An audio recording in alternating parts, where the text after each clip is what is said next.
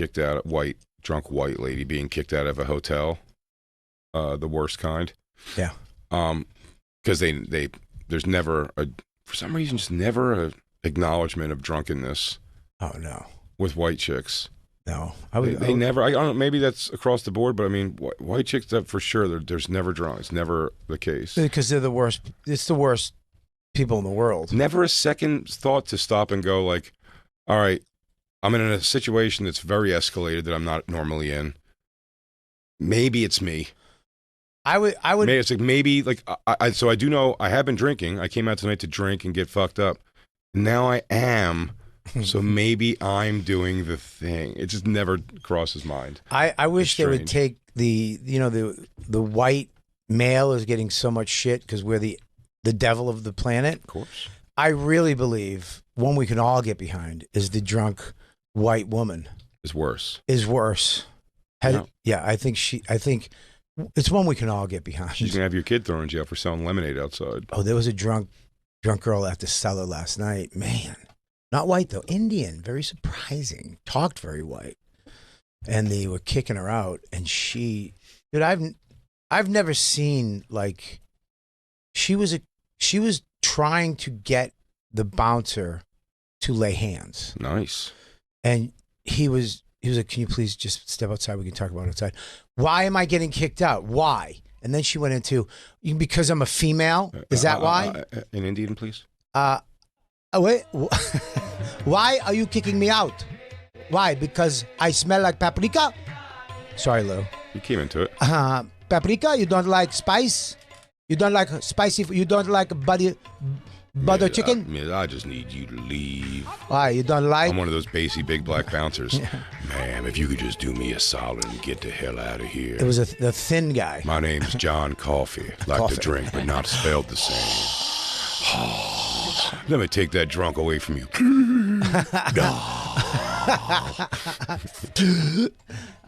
Dude, she accused him of sexual, hating women, abusing women. Nice. She made it about her being Indian. I mean, It was wild accusations. Well, you can't just call him the N-word, so you got to dance around it like that. Is it the N-word?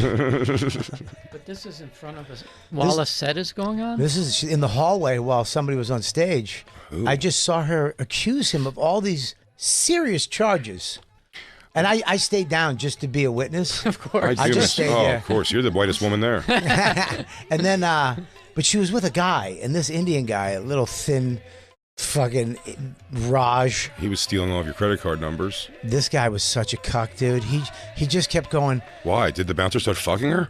Oh, he was like, hey, no, not that type of cuck. Oh. He just kept going, hey, come on, let's just go. And she would slap his hand away and go, no, I'm not leaving. He'd go, you need to leave. No, I'm not leaving. I'm not going anywhere. I'm not doing it. No. Because you abuse women. That's what. Mm-hmm. And he was like, ma'am, can you please come out? And then her boyfriend was like, come on, can we just go? Let's just go outside. Not until he abuses a woman. That's exactly what she was doing. And then she went outside, brought it out front. This is why I love waitresses, because they're so beaten down by people. One of the waitresses goes, shut up. Just leave, you bitch.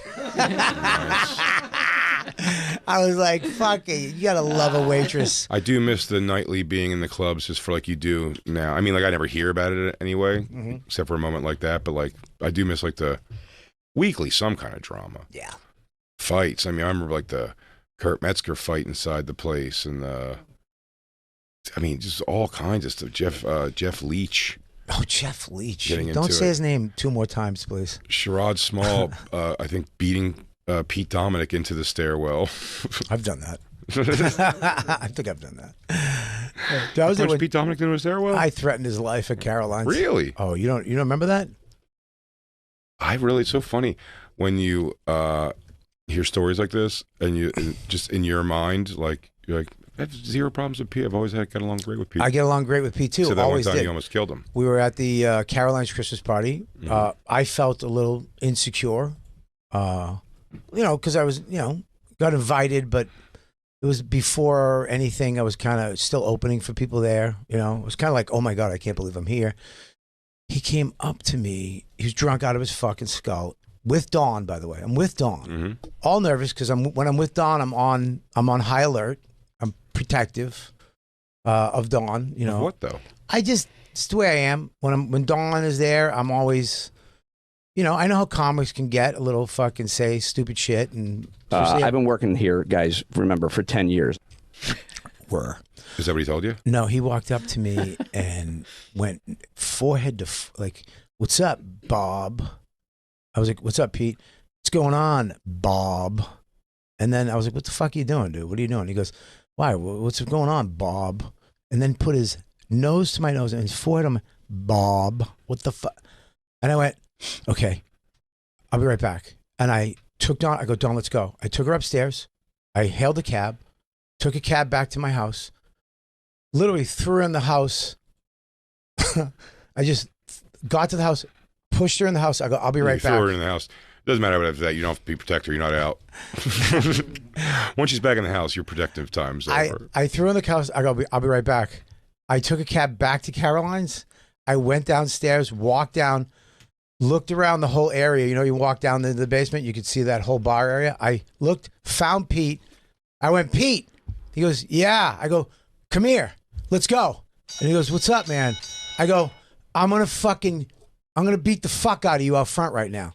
He goes, "What?" I go, "I'm going to fuck you up right now. I'm going to knock you the fuck out right now." He's like, "Let's go." That was years ago, man. He goes, "Why?" I go, you cocksucker. Let's go." He goes, "Bobby, I'm so sorry. I love you, man. I didn't mean to do anything. I fucked up. I'm sorry. I'm a little drunk." I was like, "You don't fucking come up to me and get in my fucking head and touch me." And he goes, "I apologize. I'm so sorry." I go, "Okay. All right, cool. We're cool." And then I left. Oh, no. Yeah. That happened with Todd Lynn one night too at the Cellar. He was at the back table. I had a Todd Lynn at the Cellar. That was one of the ones I had. He did the same thing too. We went outside, or no, I was already outside. He had accused me. Lenny Marcus said that like he stole one of his jokes. Todd stole one of Lenny's jokes? Lenny was saying that Todd stole one of his jokes or vice versa. I don't even remember what it was. Whatever it was, they came up and they started arguing about it in front of Esty, which was very weird. Yeah. And I don't even know if I said any, but maybe I said something funny, but it's not my involvement at all. Yeah. I think they were going at it. I think I made a joke to Esty. I was like, "I don't like it when daddies are fighting," or something like, but, whatever dumb thing just to like kill the tension. Yeah. But I'm uninvolved in it completely. And then I was sitting outside at one point, and Todd Lynn come up to me, and he like does like the come ear, like to whisper in my ear. Yeah. And he goes, "Keep my name out your mouth. There's going to be a problem." I went, "What problem?" He was like, again, let's keep in mind, Todd Lynn's got that little fucking chicken wing arm. A little fucked up arm. So like, circle left. You don't want to get hit with that thing though. That's solid bone. It's like getting stabbed with a Wolverine claw. Yeah, dude. You gotta watch out for that little fucking T-Rex arm. That's solid fucking cartilage. So Todd Lynn, he was like, and then I kind of got big after that because I was just kind of like, "What are you talking?" And then he made a thing that that actually night I don't think we ever got to the bottom of what it was. When he called me the next day to end this because I was irate by the end. When he called me to end it, he was like, he goes, "Wow," he said in somewhere in his mind that I said something to Esty and Lenny about Todd stealing, and I remember saying, "I don't listen to any of your guys' fucking jokes. I couldn't tell you a joke from Lenny or you. I don't watch comedy like that, dude. What the fuck are you guys doing?" No, I'm too busy watching pedophilia. I'm watching pedophile hunts, dude. That's exciting. Yeah, don't say I'm watching pedophilia. Sorry. I forgot. Little boy to come in my face. We make pedophile rock. I want that little boy to come in my face. I want that little boy to come in my face. I sure do. Yeah, you do. I'm telling you, man, once we get Jelly Roll to get his eyes on that, he's going to buy it from us. It's a hit. We should have Josh singing on his Instagram. This looks like a job for Josh's Instagram. It looks like a job for Josh. Skabadoo. How much money do you make a year? Yeah, his Instagram this weekend really But aggravated me. yeah, Todd Lynn and me got Sorry. What was funny was Artie Fuqua got him between us, and like chest to chest with Todd, but not like in a threatening way to him. Just kind of like, come on, man, like don't do this. Yeah. Whatever. And then Todd started telling me how I was lucky that Artie was right there. And then I just went and moved Artie with one. I'm like, Artie's 112 pounds soaking wet. This is years. And, this is 20-some years ago, too. Yeah. This is Artie, like, stringy, lanky Artie. It's always terrible. And I just moved him out of the way with one hand. I go, now he's not in between us. And then it was him and Harris. Like, Harris is funny because Harris is like, as he's backing away with Todd, I think Todd's his ride. Harris is looking at me going like, I'm sorry, man, I don't know. He just gets how he gets, man. You know how the thing is. It's terrible when you say something really cool, but you don't think it through. You know what I mean? Like I did that with me and Patrice got into a fight one time. And I was like, I'll fucking fuck you up. I'm going to fucking, and he went, Bobby, what do you think I'm going to do while you're hitting me? You think I'm just going to let you hit me, or you think I'm going to start hitting you back? I went, make a valid point. Yeah, that's a good point. And then we went and got Chinese food. Yeah, enough of this. And then I killed him. Yeah, I lured him in with Chinese food, and then I killed him slowly with MSG and other assorted sugary foods. You played the long game after that. You go, you know what? You're right. You will hit me back. But you know when you'll never hit me back? As I slowly poison you with your own fucking vice. Yeah, I'm going to slowly kill you with a yoo-hoo and a honey bun. Bobby got himself fat again just to fucking kill Patrice. It was all part You became his eating buddy for fucking 4 years? I almost died killing my friend. You almost died killing my friend. You almost made it was almost a murder-suicide. I'm on Netflix, The Worst Friend Ever. Worst friend ever. God damn it, that is fucking hilarious. Yeah, me and Todd Lynn, we were at the cellar one night, and he would just fucking rage bait you. Like, just come up to you like he's going to fuck you up. And I just got him out front. I go, let's go. And he goes, where? I go, outside. We're going to go take care of this right now. And he goes, what? I go, I'm going to hit you once. I'm going to one punch you, and you're going to fall. And he went, Bobby, I love you, man. I'm a big fan. And he started really making my self-esteem feel good. He started talking about my comedy, and I love what he do. That's what he did when he called me the next day. He started using words like, we a fraternity, man. Yeah. What the fuck are you talking about? You caused this problem with me, fuckface. He did the same. And now I'm looking for you. But if I fell for it, I was like, we are. And, do we have a hand thing? Do I get a pin? Oh, my God. Not me, dude. I just said, yeah, dude, whatever. And we fucking went back to being like, hi-bye. I became friends. But it was sad the last time I saw him at Montreal. And I was out in front. This is when I first started podcasting. And I figured out how to podcast like on the road. Mm-hmm. Everybody podcasted at home. I got the Zoom and figured out how to do it live at Just for Laughs. Mm-hmm. And I was in the lobby just trying to grab people for my YKWd at Just for Laughs. Ooh. And I heard, I was talking to someone. I heard, Bobby, is that you? And it was Todd, blind, with a cane. It was very sad. I felt very bad about that. And that same Montreal, I think it was me and Christine, got into a transport. Was Jim Norton with you? I don't know. I got it. I laughed. I don't know because Jacob had that face. We got in that's his face. But he doesn't like trans jokes. We got in he hates trans. In the transport with Donnell Rawlings, and I was like, man, it's tough seeing Todd like that because he's such, even though he's like a villain, he's like a big personality. Yeah. That's seen him all broken down like that, and he's like, man, that motherfucker was a piece of shit when he had sight. He was.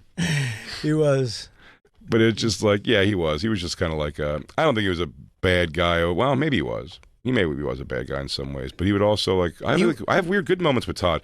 But I say life dealt him the deal anyway because even before he got sick, I mean, that's one of my favorite stories of all time, is he got that 1 or 2 development deals. Oh, the apartment, we taled about that. Yeah. The apartment, The apartment, the car, cash, fixed up an apartment that wasn't his, and then they just came in and said, this is beautiful. $14,000 a month in rent. And he was like, I can't afford that. And they were like, then get out of here. He did a Coming to America. Yeah. He did Coming to America. The fucking landlord was sitting in his hot tub. Oh, you looking for them African boys?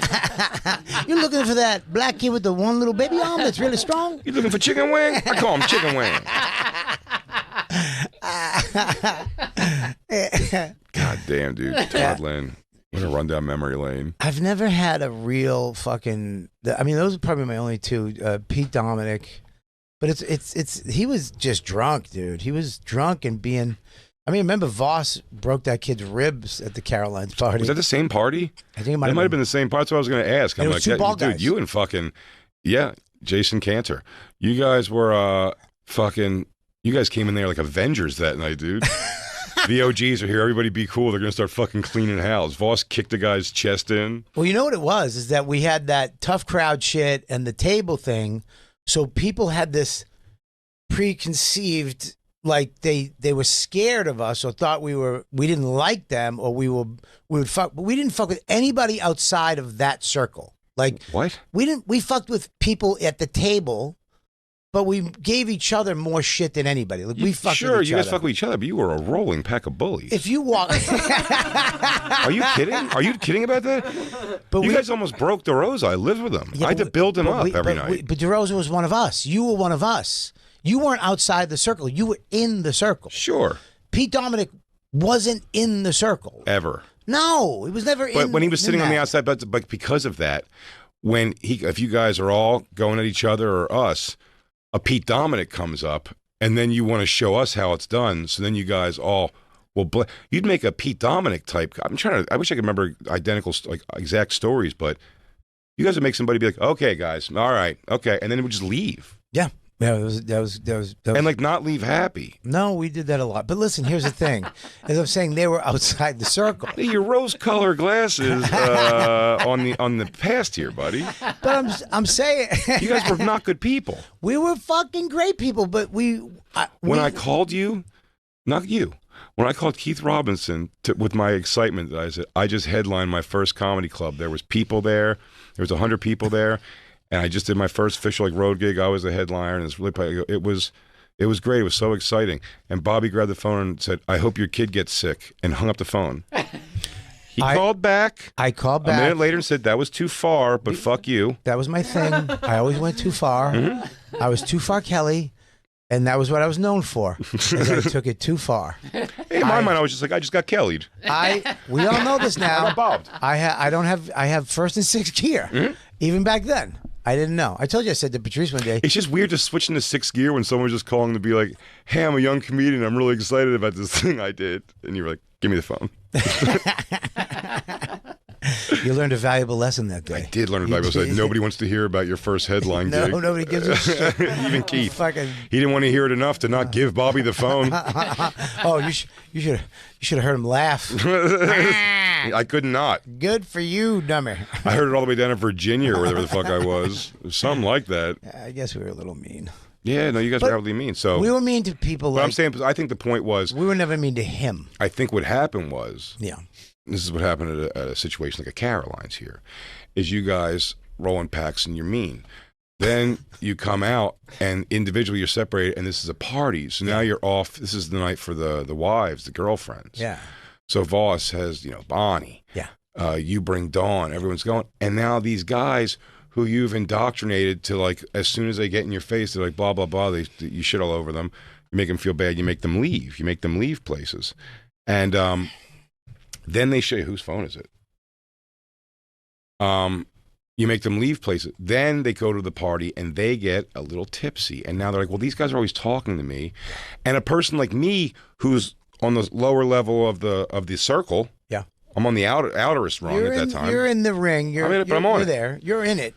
But I can tell them from the thing, it's like, I'm giving what Keith told me. They're busting their balls because they like you. They love you. Like they want you to come like join the ball bust. I'm giving that advice. Sure. So then they get blasted. And then they go to this thing and you're with the wives and they're like, hey, what's up, you fucking pussy ass jerk off, whatever. And then Voss is going to spin kick you in the chest and you're going to drop your wife off. Very, very chivalrous, by the way. It's like Goodfellas. And then came back over there. I threw her in the door like a Goodfellas. Dude, I thought you were like Dutch. I thought you were going to fucking turn your ring to the side so you can leave a mark on his fucking forehead. I thought you were going to Dutch that motherfucker. It was a great move. But, yeah, and you went back to go exact revenge. That is not the part. They were like, oh, I thought these guys were going to just start making fun of me and doing whatever it was. But instead they wanted to attack me because what they don't realize, and what they probably came to realize themselves eventually, is you guys, just like them, are super sensitive bitches, as we all are. So We are. We love when we get together in a team and we get to dole it out. It feels so nice. And then you get individual, and then a young person says something to you, and then you go, you're not allowed to say that to me. Buddy, I want to say, Karen, you're missing a point. Hmm? There's the circle, right, that we all play in. There's rules that we all kind of know. There is rules. Like, I did that to you, but immediately called you back and said, listen, I took it too far. Immediately, right? There's rules that we play by. We're in, once you're in the club, you know when the wives are around. No. He's not even, I never treated you like, I've never said anything to you like that. I've never fucked with you like that. No, never. No, Pete, what's up? Hi, bye. So for him to come up to me and do that to me, and in front of my wife at a party, I would know never to say anything to anybody. I wouldn't fuck with anybody. The nerve. I just wouldn't do that with you. The right? nerve. Yeah.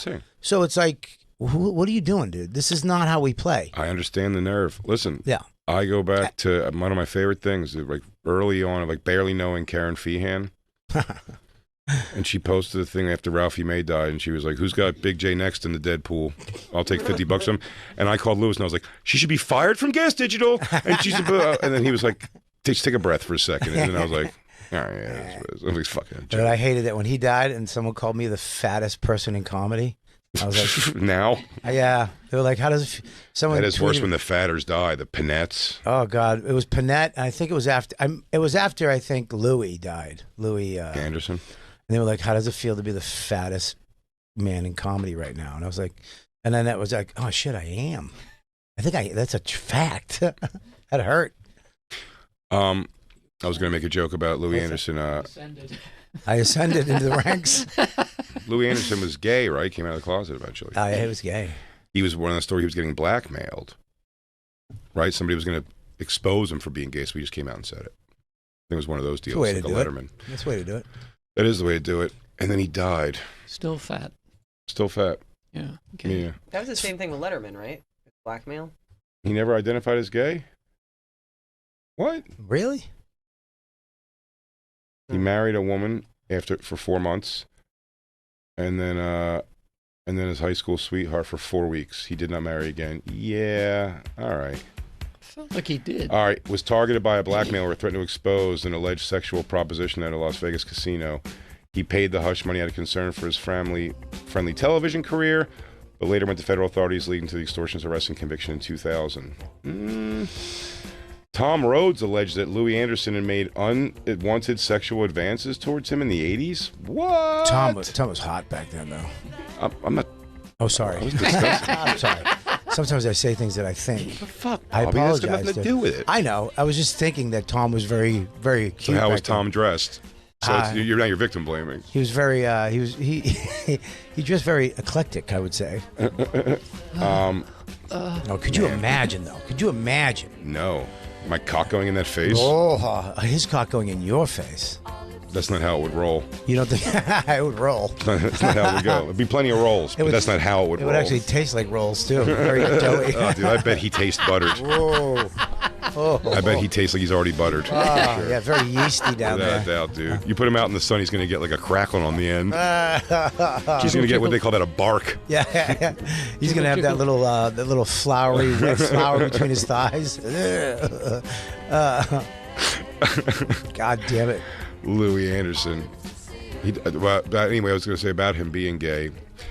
Did you guys see as you came across, I think it was coming across 50th or walking over?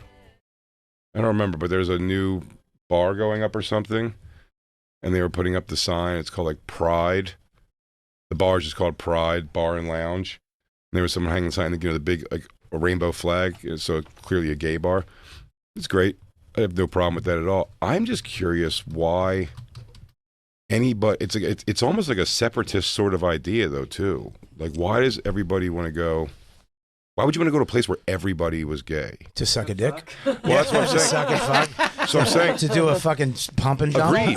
No. Go in that bathroom and suck some dick? Completely agree. I completely agree. Dancing, pool, and dick. No girls allowed. Yeah. Beat it. Shirts off. Whoa. I completely, There's only one lesbian bar. I completely agree with that idea, without a doubt. That it's like, no, to fuck, but I'm saying, like, why make this?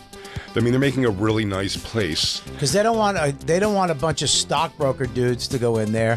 They don't want a family to, after a No game. families are going to a bar. Well, like they don't want like a wife and a husband, tourists, to stroll in there to get a fucking Manhattan. Because it's a gay bar is. I think a gay bar would just be like, why can't we just have a place where we can go and talk and drink and whatever? It's like it's got to be completely for fucking. No, well, exclusively and 100% for fuck Also, to hook up. Because what's the point? Like, why not go meet something interesting that's not has to be like we all have to be gay? Because they want to be comfortable. They want to know that it's just they want to go in and they don't want to have to deal with some fucking tourist rolling his eyes or coming in and leaving. Look it and. I don't know if it would make me comfortable to walk into a bar and everyone looks exact. You know what I'm saying? It's like it's kind of a weird. Like, what is this? Yeah, well, have you ever been to a gay bar? Yeah, me and DeRosa. It was a nightclub, gay night at a nightclub. We went because Rocco was bartending. Fucking hilarious. They're fun as shit. I mean, and how many times have you gone? I think it's once a month I go. Nice. It's a mixer. Yeah, I mean that's why I take the time off in the summer. It's a recipe swap. So I can have Monday, Tuesday, and Wednesday night to myself. It's a real recipe swap type thing. There's some gay dives in New York, like Nowhere Bar. Boiler Room wasn't like clubby, but it's still gay. I fully get it. And those places are dingy, and it's where you walk in there, and if you go to the bathroom, there's guys sucking each other off. I'm saying, why make such a place? This place is going to be like really nice looking from what even like the sign and everything on it. It doesn't look like a dive dingy thing, but why make it just gay then? Well, you want just gays. Okay, yeah, but again, it all comes down to like fucking. It's all sexual then. Well, I think that's a part of it, but it's also you want to go. Well, there's going to be a bunch of cute dudes. Are there any no gays allowed bars? Not that I know they can't test to see if you're gay to walk into this bar. Oh, they do. You can yeah. Your senses are tested immediately. They're like, drink this. If you they go, look at my ding-a-ling. What's it doing for you? I don't believe you. Get out of here. Take a shot of my jizz right now. You're straight. Yeah. Put the tip of my penis in your mouth, or you're not gay. They don't check IDs. They just make you put the tip of his cock to bounce his dick in your mouth. And I almost have more for a conversation point than I really have any feeling either way about it. It just seems like a weird, like, separatist idea. And there's like a lot of them. Well, there's not. I mean, there's not a lot. Are there any other? There's more. There's more regular places than gay clubs. Hell's Kitchen's also like a big gay neighborhood. Yeah. Like it kind of came up from Chelsea. Helsey. That's what they call it. Helsey. They changed it to Helsey. 9th Avenue. It's like it's not really gay bars. It's just a lot of gays. I feel I can't think of a gay bar up here. Like most of the gay bars are downtown. I can't think of a bar in Midtown that's. There's one. Are you kidding? If you when we come up here, we were driving people from work and stuff. Always over there on 10th and stuff. There's a whole bunch of gay bars. 9th Ave, there's a lot of gay bars. Yeah, on 10th, there's a gay bar. On 47th, how do I know this? By the way, have them. I say, is it the only like bar that's like designed towards like only like one thing of people? Whether you call that like a sexuality or like that. There's no all men's bars, is there? Yeah, there are. Well, those are like clubs. Public bars where they're like, we'd rather women don't go here at all. Those dingy New York bars, those are usually just dudes drinking, fucking playing darts. Those DeRosa bars, like McSorley's. Yeah, those are like fucking. That's like a dude bar. But it's not. You run the risk of getting the shit kicked out of you if you're a gay guy and going into a regular bar trying to meet a guy. You might be like, dude, I'm not a fat. You know what I mean? If you know it's a gay bar, you're going in there. There's no risk. Just going in. Hey. Why not? Because there's no risk. Of course there is. I mean, AIDS, yes, of course. Yeah, there's major risk. No, but I mean, like those are pretty. I mean, are you watching Bad Boys at all? I mean, it's a pretty fucking. They could get pretty volatile and drunk. The baddies guys. Yeah. No, I'm not watching that. I'm saying, but you saw the parts of it I showed you. Like the clips, like that's like, you know. I mean, I would. Yes, I mean any. That's bar age gay people. But when you're walking, you're not running the risk of running into some homophobic fucking Long Island dude who's going to be like, "What are you, a fucking fat?" Or more, that guy won't enter. Like he's not going to come in. You're literally. I think you're in plenty of danger by people that are closeted going into these places. You're probably in still a good amount of danger. Possibly. Yeah, but when you see that flag out front, that is a force field for those other guys not to go in. A bunch of those fucking right. Exactly. It's almost the point I'm saying. It's like it's definitely to keep like some people out. It's like the idea is like this is This is meant for gay people. You can come in because we can't stop you, but this is meant for gay people. I don't know if any other businesses, but like really level towards it. I mean, I guess like a Victoria's Secret, but I mean like it's like woman's underwear. Do you know what I mean? Cigar like, it's Lounge. not a crazy Cigar thing. Lounge is pretty much It's membership. The only time I Well, wasn't... not all of them. Not all of them. Cigar Lounge is not. There's very few membership ones. Oh, there's no women allowed? No, women can go. Of course. They just don't go. No, they don't go because of the activity that's going on in there. But the activity going on We're in all a gay jerking bar, each other off. going into a gay bar though, like if you're just going like this is the closest bar and I'm going to go drink. Yeah. Do you know what I'm saying? Like You going can. to a No, I know you can, but they really would rather you're not there. No, I don't think that. I think. Oh, I've heard that from plenty of gay people. Do we know any gay people we can call right now? None that I would have their numbers in my phone. All right. Well, let me just scroll through my. Yeah. I've been to many gay Bobby, bars. go to your DMs. Wait. Hang on one second. Go ahead. What'd you say? I've been to many gay bars, and they've always been all inclusive. I've never felt. I mean, I was uncomfortable What does that mean? in my own. Sucking and fucking? Did you get that? Around the Please tell me world? You got that? I'm not going to make a drop of myself. It's What? crazy. What? Saying I've been to a gay bar and they're all inclusive? You better make that fucking No, drop. you're gay. Get I want away you from to- me. I want you to make a song. I want you to make a song with it. Yeah, you have me going, I love men. You better make a fucking. Yeah. I've always liked men. I'm just saying you're allowed there, but it's up to you whether you feel uncomfortable. And I've always felt uncomfortable. No, I understand. I know they're not. I know they're not keeping you out. My question is simply. It's not even about the. Is He it felt right or uncomfortable wrong? in his clothes.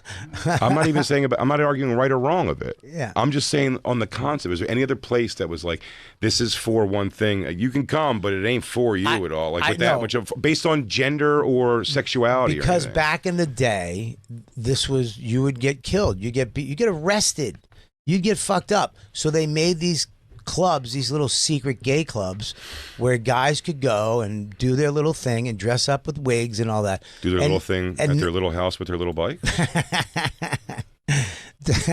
But now it's so accepted. It's still what it was back in the day. You know what I'm saying?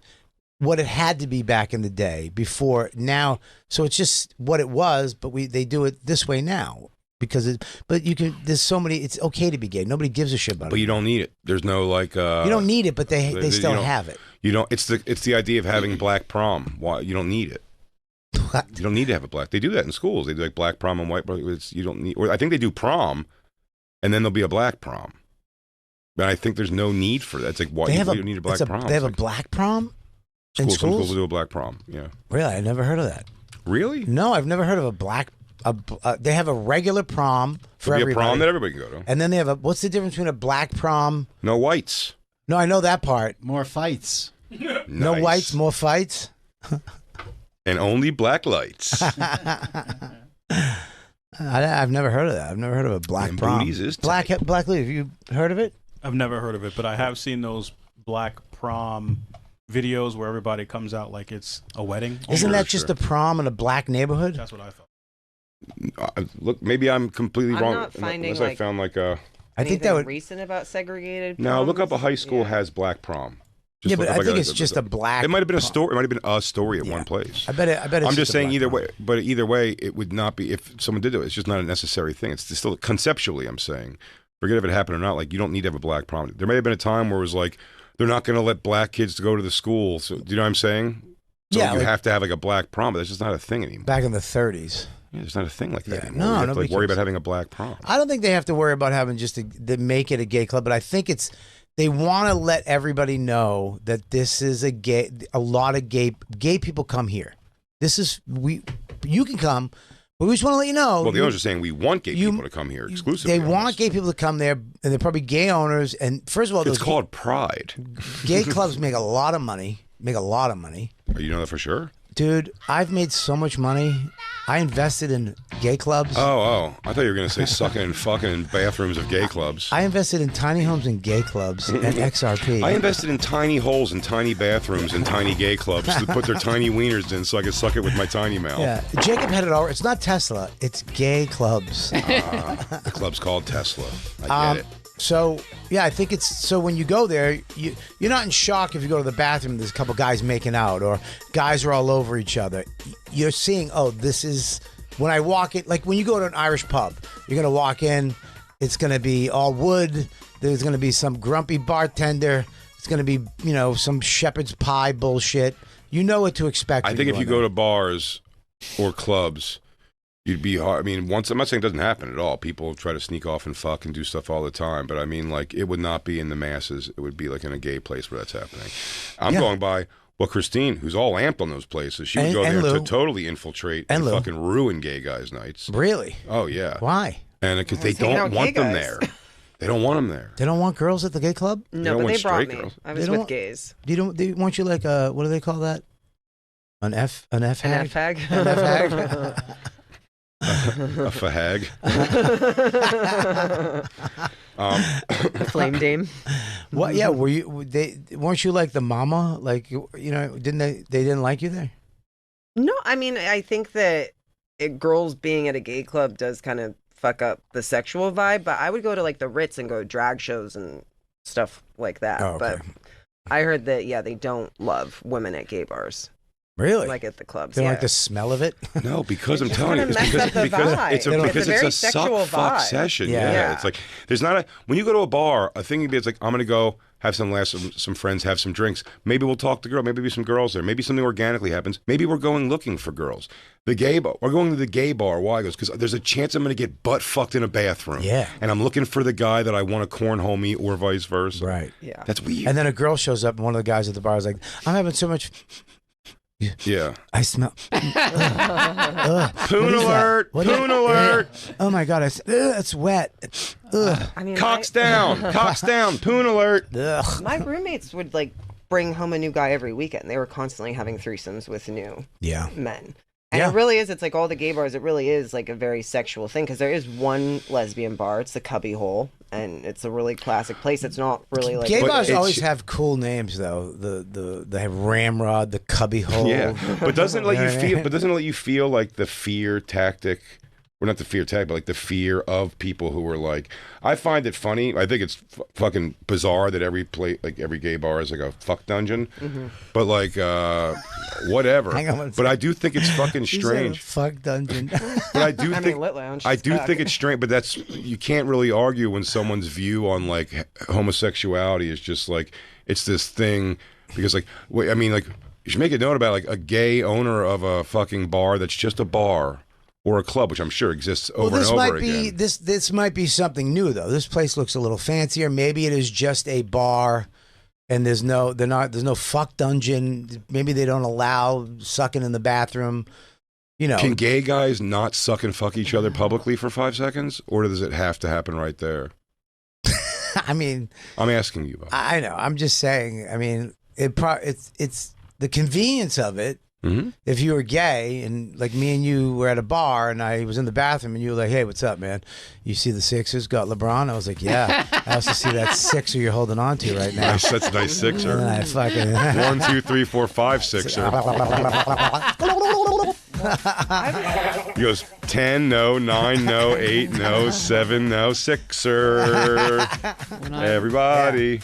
When we watched the documentary with the girl, the public access girl, Robin Bird, and she lives on Fire Island. They were showing clips of Fire Island. I've never been there, and I've actually never seen like gay sluttiness like that so out in the open where like the guys are in like bikini tops and everybody has purses and everybody like it's and That's I think it's you put the flag up because it's like those guys have been so scared and ashamed their whole lives. In Cape Cod, comfortable. In Cape Cod, Provincetown is it's a gay part of Cape Cod, but all the gays go in the summer. DJ Lou's stomping ground. Christine, to say what you said though, say you said like they've been. You went to Provincetown? No, I've been to Fire Island twice. Oh yeah, Colin Quinn goes every year for like a month. Of course. With his wife. Oh yeah, sure. So there's parts of I know there's parts of Fire Island, I guess, because I've always accused him of like, dude, you're going there just to get some. I think there's like a gay side and a. I think if he doesn't, I think if he doesn't kiss, it's not gay. But you said that they've been like repressed or whatever, or like like made to feel uncomfortable and for so long. But scared. Sure, but what like if the thing is what you were scared?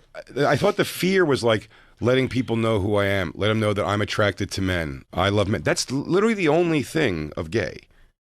Is that like I'm not, or for a guy, homosexuality is they like a guy. Well, there's a Like- lot more. There's AIDS. There's shit on your dick. There's I'm saying the difference, the internal difference of their feelings Okay. is that they like guys completely. And like it's fucking, hang on, I'm going to get back to where I was. You took me off with that. No, Should've dude. pinned it. Scared, ashamed. scared, Scared and ashamed. ashamed. But like, so what you were scared and ashamed of is like, I'm so ashamed I can't go to school wearing like a dick cage and a fucking horsetail butt plug and fucking pointy Madonna bra. That's like do you get No, what I'm I saying? think there's almost like the like live a- out loud of it is like, why is it it's so like, it's like, well, we're doing this because it's like, well, I've been afraid for so long, and I've been hiding the fact that I want to suck off 5 guys in a bathroom. Is there any way you can get me a dick cage? I didn't even know. I didn't know what that was, but I want one. I don't know what the opposite term would be for overcorrection, but it's almost like I do Undercorrection? Feel, I do feel like the repression of like self. And You don't know what who- the opposite of overcorrection is? No, to phrase the it, easiest I'm like when words. somebody overcorrect, because I don't want to say that they're like correcting something, but it's just something where it's like I do, people kind of come out loudly, and it's not always. No, but why is the fact that you like guys also like, and look at me in public with pasties on my tits and my fucking but I- wiener in a see-through something? Why? I don't You're get. I don't get attracting that. men. You're trying to attract There's men. different types of gay bars, though. There's course. Oh, there has to be, I there's assume, those yes. type of with the bird cage, dick bird cages, and all that. Yeah. And but I think there's other bars. Like I used to live on 47th Street, That was your gay bar. and no, there Right was after a- you got back from the gay gym, you need a couple of gay beers after you got your gay asshole torn open. there was a gay bar across the street, but it was more of just a bar. Yeah. It wasn't like they didn't have a fuck dungeon. They would go in, drink. It was a small place, and That's great. They would just go in and hang out. I mean, if that exists, it's fantastic. But everything was like the one they had to move when we lived in the East Village. The That was my cock. experience. Yeah. They didn't Because offer I went in anything. there to fuck, and I didn't He get goes, shit. I went in there just money hanging out of my pocket and a fucking sausage in my pants. All right, you know what? This is a lot of fun, but we have to take a break because that's what they make us do. So we'll be right back. It's me and Robert Kelly. It's the Bonfire.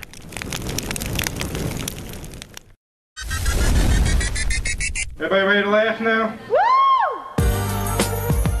Hey campers, it's Dan Soder.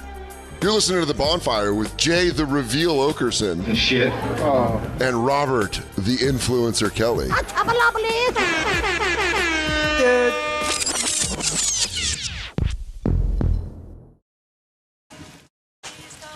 Okay, so Jerry O'Connell last week wrote to Jay. Haha, Big J. My Sam Roberts interview air? You did great at the roast. Now, Right. Dan, read Jay's response, please. Dear Jerry, I feel awful that you thought there was any kind of beef. We're a comedy show and made fun of everything, ourselves included, obviously. Obviously. But I've been a fan of your work, from Obviously Stand By Me. Why too And obviously? yo, what was up with Secret Identity? I didn't even know who you were, LOL. I've spent a lot of time trying to write to you, but you ain't never wrote back. I'm just wondering why you haven't. I tell myself that you slid into another dimension. I said that you was gone and that you wasn't coming back. You slid. Read the whole thing like Eminem. Does almost like he's rapping. We're a comedy show and make fun of everything, ourselves included, obviously. LOL. Would love to have you on the show anytime. All caps. All caps. LOL. Period. Yeah. Just to put an end to that laugh. To let you know, I've stopped laughing before I write this next song. Dude, this does go back into Stan shit. I do get that it could be weird for you because I don't want to cause any shit with you and Feldman. Oh my God. Because we have definitely had our jokes at his expense, and he doesn't take it well. Honestly, that's the most Jay part of this. But open invite anytime. And I'd love just to shoot the shit anytime. Here's my number. Here's my address if you're ever in New Jersey. I live right by a place, and I think we could go out and get a smoothie. Jay thought he was gonna become friends with Jerry. Dude, the last sentence, this last one as your friend Here it hurts. comes. Oh, here it comes. Oh, brother. I gotta take a running start at Hang on, this. 1 second. We all gonna take a deep breath on this one. Oh God. But open invite anytime. And I'd love just to shoot the shit anytime. All loves and laughs over here, man. Hope all is well. Smiley face. Smiley face made with a colon and a parenthesis. And your emails, Talking about all kinds of stuff. Cars, gays. It's fun. when I moved to New York City, I first moved in with the French roommate. Mm-hmm. Like, so he said, because I was commuting from New Jersey, so I was coming from like a suburb to Gay Central. That's where it was. I lived on Gay Street. That was the name of the street. Nice. And the big gay bar. Down in Manhattan, right? It's on. Right next to the Comedy Cellar. 6th Avenue. Yeah, it's like Yeah. right across Yeah. on the other side of the 6th Avenue. I've seen Gay Street. Yeah, I lived there, and Down on Gay Street. but the gay bars, it spilled out into the street. Yeah. The gay really spread out. On my street, I walked home and a guy just was sucking a guy off on the steps. I miss New York. Massive penis, and I just had to walk because the guy was just. They were both just staring at me. Like mad Like at you. what? Yeah, but that And used then- that used to happen with straight people too. I mean, I used to get blown in Washington Square Park all the time. And This stare was- at people. You wouldn't try to like be This cool is- about it or something? No, I'd wait till late. You know what I mean?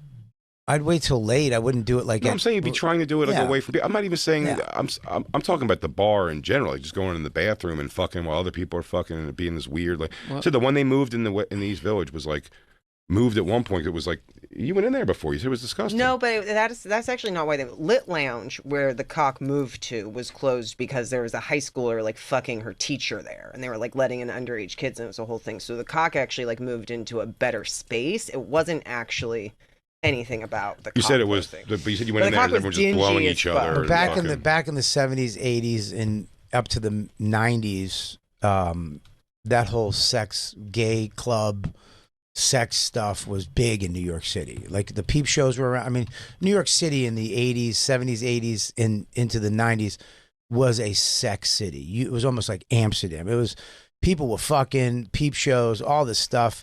Gay bars were to get laid, and that's I think all. they still are. I think that's a lot. A lot of that has died, bro. You know, a lot of that Maybe. stuff has died. Also, lots of Molly and dancing. Like it is a big drug culture. It's a big Yeah, dance it was culture. a different. It's It a big was a party different culture. New York. Listen, Yeah. do your No, thing. now still. Live out loud Oh, really? and go get these fuck dungeons and suck and fuck all in them. I'm just saying it. My original thing was just more like it's the. I'm trying to think of anything else that like that tries to like bottleneck their clientele to like one thing so much.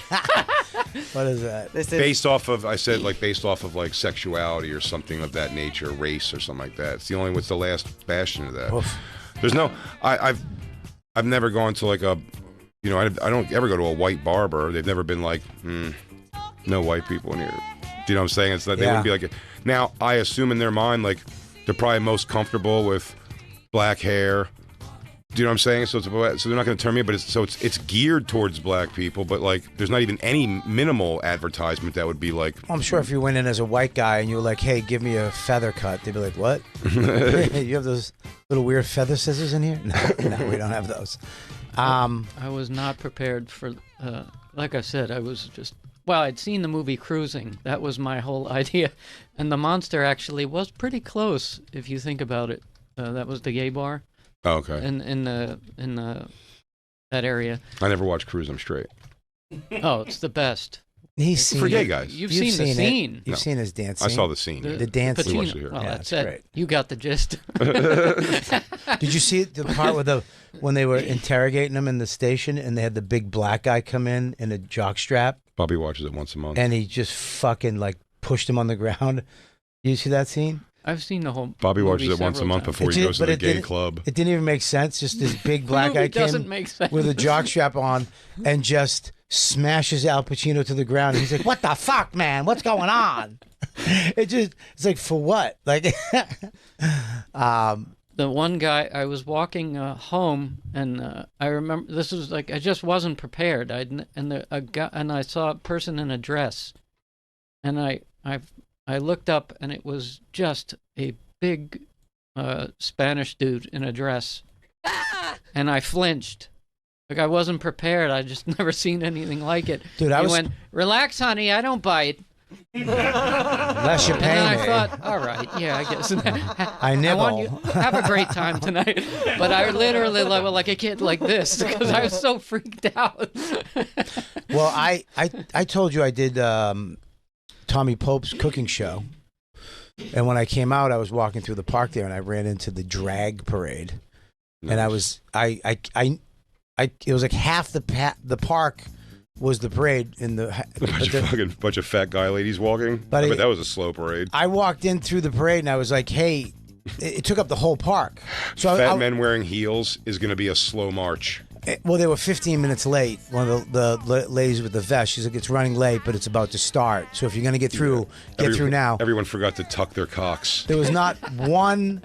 It was just guys like us in dresses. Of course, that's what I'm saying. Yeah, exactly. Yeah, and then always. I actually was trying to get through it, and I had to duck under like fucking fairy wings every 5 seconds and bubbles. There was bubbles everywhere, and then at one point, it started moving. So now I'm in it. So I'm moving, and I have to get past Avenue A, or I'm going to be in the parade for a whole block.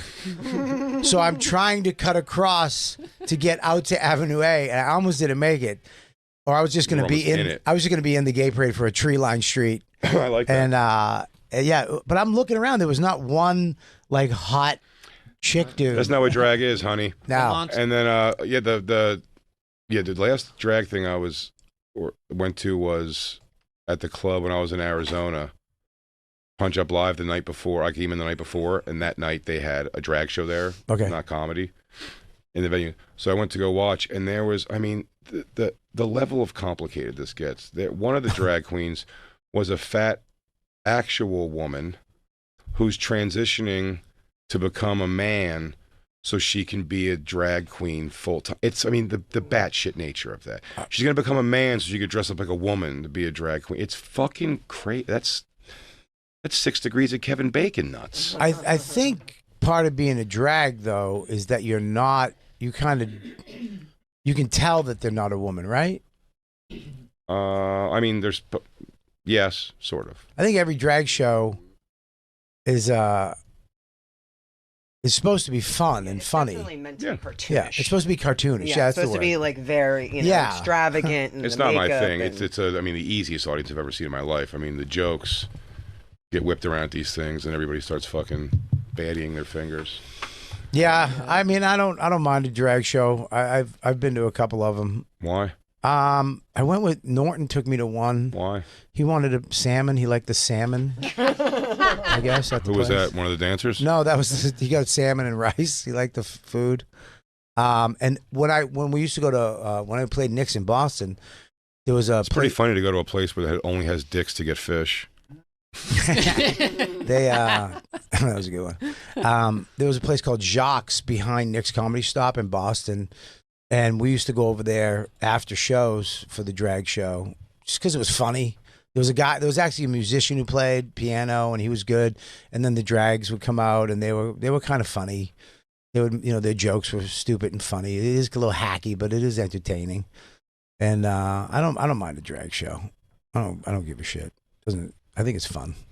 I went to one in Montreal, the big drag show they have there, like one of the most famous. They have it outside in the big the square. They have the big stage in the square.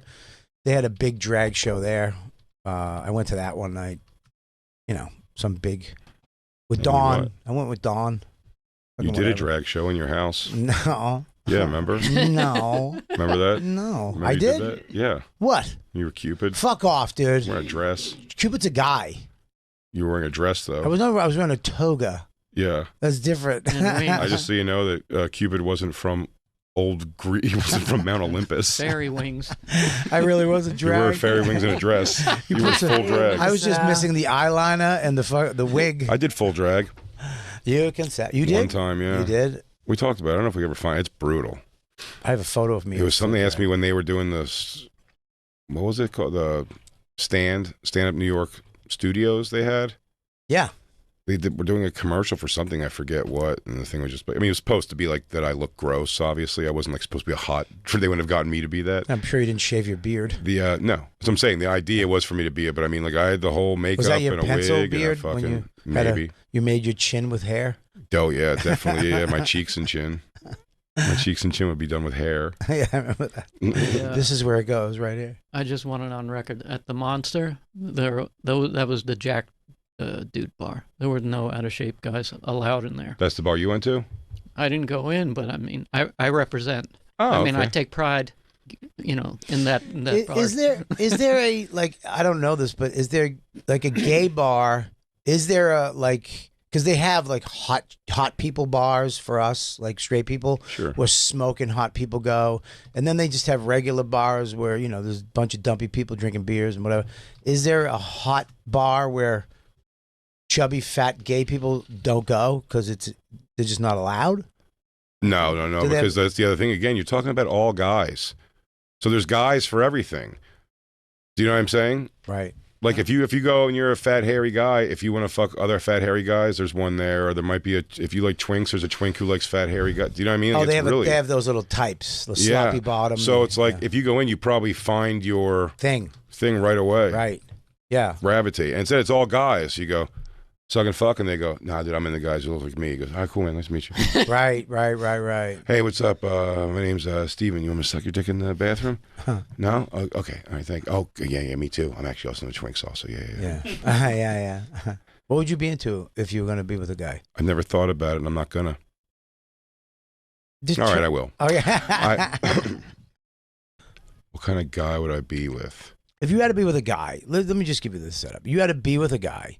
You had to have sex with him and spend the night with him and whatever, like a week with a dude. Yeah, I mean, it's like you're talking about, like, the idea is, do I go? I don't know if the space you have to get your head in there is being gay already. That's just I'm attracted to guys.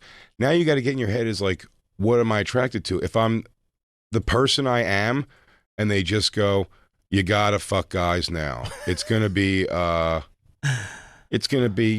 Thelma and Louise, Brad Pitt, like era, like a pretty. Do you know what I'm saying? I know that sounds strange for you because I know you're gonna be like, you want to be held and feel safe from a man. That's where the Democrats are going. You have to fuck guys. You have to. You can't listen. But you want have to fuck at least one guy as an adult male. But you want like a masculine man to like take you. I don't. I wouldn't. I'm asking what you would like. No, I know. I'm telling you. I want to know what I said. Oh, you. Oh, I'm sorry. I thought you were accusing me of something. I was. Oh, you were. I'm saying I believe you don't understand my interest because I think you want a big man, a burly masculine man to hold you down and take what's his. I do not. I would not. Straighten your shit out. I'd want like a mature guy, like probably a little older than me, someone who could teach me a few things. Like what? I don't know. Tie some knots, maybe knows a little fly fishing. I don't know. You want daddy? Yeah. Do you think it's gay? Yeah. I want. Yeah. You might need a closet daddy though, so it could be a guy who's like he hid his whole life underneath hunting, not tying. Yeah, I want like a guy who's gonna take a nap. You know what I mean? Like, hey, I'm gonna go take my afternoon nap. All right, cool. So you're hoping that the Bears break up, the Rainbow Dads break up, so you can get in with one of them? No, too young. The one, not the big guy, the smaller one. I'd say a little older than that. Really? Yeah. You want like a silver fox? Yeah, I'd like a rich silver fox. You know what I mean? Yeah, you want him for his money, but we're talking about your attraction. I don't want a lot of money though. No, I don't want the money. I don't want that to be an issue. Right, but we're not talking about that. You didn't add all those things. Okay, yeah, Brad Pitt and Thelma and Louise and a Lamborghini Countach that he's in. I don't want that. I don't need a Lamborghini, but I would like maybe an apartment in New York, maybe a house in the country, maybe something in out west. So you're more worried about his wealth than his beautiful cock or face or body. These places don't have to be fancy at all. But what body do you want? That's what I'm saying. You would take his clothes off and look at what kind of body. I wouldn't. No, that's too. You're fumfering. I'm not fumfering. I'm sorry, and I know I'm being combative with the witness. But this guy's falling to pieces over here. Jury, I'd like you to notice he's falling to pieces. I don't want that. Yeah, not that either. That's what you described. No, something a little. I don't want that. I wouldn't want maybe something a little more regular. That's what you want. What about this guy? Nope, too much. Too much strong. what? Too much strong. Too strong. So you don't be able to beat you. I don't want that. I don't want to have to fucking. He's going to take care of you. No, Christine, get out of that. You got Silver Daddy. You got to type in. You want a Silver Daddy. Type in gay history teacher, college history teacher, professor. Now there's my fucking hunk. So that's what you want, a young guy with a cowboy hat and abs. Who are we looking at? That's a young Brad Pitt from Thelma and Louise. That's what you want. That's what you'd go with. That's how I'd play it. Yeah. Mm-hmm. Yeah. Really? Yeah. Yeah. I'm gonna treat him like a lady. No, not fat. Maybe go scroll down a I'm little gonna bit. treat him like a pretty lady. Bobby, these are all your boyfriends. No, not that. I'm a gay and I'm a chemistry professor. My name is Raul and I'm Karen. No, Sorry. not that. There you go. There's a queer chemistry professor. This is what you want? But here's the thing. I don't. He's You want a too, black guy wearing a rainbow blazer and he's holding a too- Starbucks? He's already angry at the class. They haven't done anything yet. I don't want too queer. Regular dude. You know? Somebody you could go to the cigar lounge with. Yeah. Someone who's not going to bang all the time. Now, You can know I what ask you mean? this? I don't Are wanna- there any teachers out there that are the full affect? I'm not talking about effeminate, like a natural femininity. Yeah. But I was gonna be, it's like, all right, class, let's take it from the top, where we're gonna do and makeup and wearing makeup and all kinds of stuff like that. Oh, I bet there because I is. would say that's probably jarring to it should almost be an argument. That's a chosen personality type. You could dial that back for school. You get what I'm saying? In grammar school, we had a gay art teacher who was totally out there. Like, this was early 80s, so he wasn't allowed All right, to guys, we're making cock sculptures again. be. But we already did this test. Italian guy, tight Sassoon But jeans. I had a Nice. gay art teacher too, Italian guy, Mr. D. He had a Yeah, little he was. mustache. He had a mustache that he twisted at the end. Yeah. But he was like he was a little chubby. He wasn't. Did He wasn't have your type. The classic gay accent, like, hello. He was more like he was on like Hollywood Squares gay. You know what I mean? Sure, yeah. That type Bullock. of gay. Paul Lind. Paul Lind. He was more like that. Like, you know. Like Roger from American Dad. Right. He's more like that type of gay where, yes, you know he's gay, but he's not talking gay stuff. Right. No, look, there was that. I told you there was one of Isabel's teachers when I went to the school thing. I would make the joke. The bearded dragon guy kept saying, like, it was making me laugh because he kept going like, and if they really do good, I let him pet the bearded dragon. He kept saying, my bearded dragon. I go, I'm like, does he not know? It sounds like he's talking about his wiener.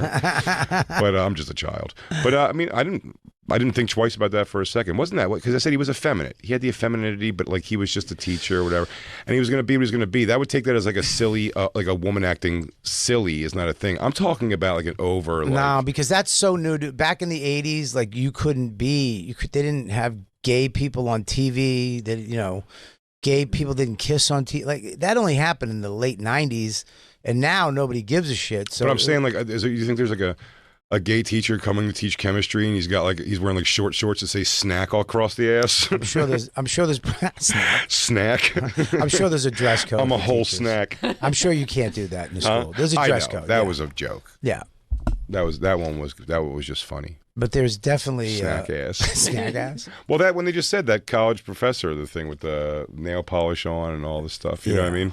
Just the attitude face. Just the whole Like thing, and like again. the rainbow thing. It's like, you just like, how about just today's not about your sexuality and you come teach fucking chemistry? Do you get what I'm saying? How about today's not just about being gay 24/7 and whatever every waking minute of your day isn't about just the fact that you're gay.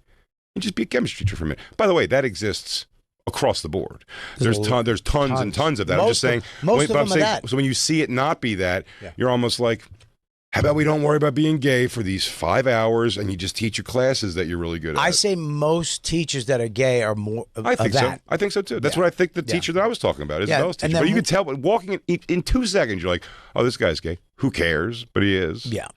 Because I said the room wasn't just like, you know, if they're really good, I give him disco minute wherever he has to dance in front of the class. Like, oh. Disco minute sounds fun. It does. You know, when I said it, I was like, it's actually not a bad reward. You get a disco minute. If you're a good boy, you get to dance in front of Just the crowd. Donna Summers comes on.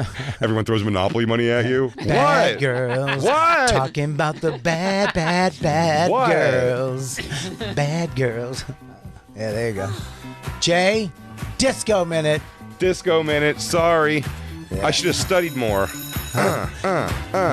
Spin. Teach, am I doing it? School. Hey, Teach, my dad beat the living shit out of me almost till I died and then threw my mother out of the house saying this was all her fault.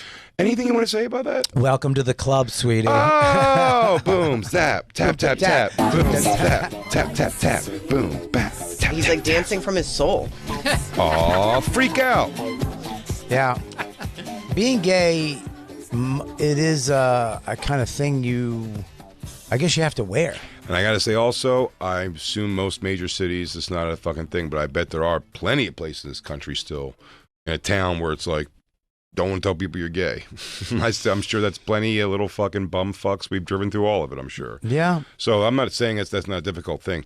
I'm talking about the New York City experience and surrounding tri-state area. I mean, the building I lived on, 47th, was mostly gay guys. Gay Is that couples. when you turned? No, it was like there was me and Dawn, and then there was a couple upstairs, and then some actress woman. That was like a hundreds of units building. It was 36. That's it? Yeah, 36 units. It was a brownstone. It used to be a girls' school. There was a guy's side and a girl's side for students back in the day, and then they bought it over. But yeah, it was mostly gay guys. It was funny because we were on the first floor, so I always had to deal with the angry gay guy that, ringing the doorbell at 3 a.m, just going, "Where are you? Come out!" And I'd have to go out and go, "Hey, dude, you got to beat it. There's families. I'm sorry." I remember one night somebody was banging on the door. It was like 3 a.m, banging on the door. I was scared the shit out of me and Don because our apartment, we had that downstairs bedroom. Upstairs was the living room, kitchen, dining room. And I'm like, it scared the fuck out of me because the door is right above us. And we had a big steel, really ornate iron type of door over the glass, right? It was I go upstairs and the whole door is broken. Like somebody broke all the wrought iron off of the door. And I look and there's this guy, this chubby gay guy, hiding the wrought iron he broke off in the tree dirt. And I open the door, I go, "Hey, why'd you break the fucking door?" And he stood up. He's like, "Oh my God, I didn't break the door." I go, "You're holding the broken pieces in your hand." And he goes, and he just dropped them. He goes, "No, I'm not."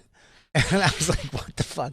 He goes, "Is he here?" I go, "Dude, beat it. He's not. Nobody's answering the door. Get the fuck out of here." And he's like, I'm so sorry. And then he picked up the door pieces and left. Nice. And I was like, "What the fuck was that?" He threw out his own garbage. Happened a lot. A lot of little angry late night gay arguments. Little gays having little arguments in your little house. Suck it, bitch. Okay. Yeah, that's right, Jacob. That's All what right. you tell him. We're going to take a break real quick. Just to let you know, if you don't take a break, this is all fake. We already did the show. Inside information. Shh, don't tell anybody. We'll be right back. It's the Bonfire. And now back to the Bonfire with Big J. Okerson and Robert Kelly. Gay virgin. That's a great song, by the way. Music comedy sucks nutsack. I'm scared to lose it all, but I'm more scared to die. A gay virgin, and I'm afraid to shit on your bed. There you go. That's the music comedy Shamboozy right there. Something very serious and something that means a lot and something that sounds like I'm going to make an actual song and something that seems serious. And just shove it in your butt, ding-a-ding-ding-a-ding, and shove it in your butt, ding-a-ding-a-ding-a-ding. Take all that stuff and put it in a ball and shove it right up your butt, ding-a-ding-a-ding-a-ding. Lou, can you make that into a song, please? Something very serious and something that means a lot and something that sounds like I'm gonna make an actual song and something that seems curious. Just shove it in your butt, ding-a-ding-a-ding-a-ding, and shove it in your butt, ding-a-ding-a-ding-a-ding. Take all that stuff and put it in a ball and shove it right up your butt, ding-a-ding-a-ding-a-ding, and then shove it in your butt, ding-a-ding-a-ding-a-ding, shove it in your butt. Come on, everybody. Take that thing and put it in a ball and put it in a thing and dig it and shove it in your butt, ding-a-ding-a-ding-a-ding-a-ding-a-ding.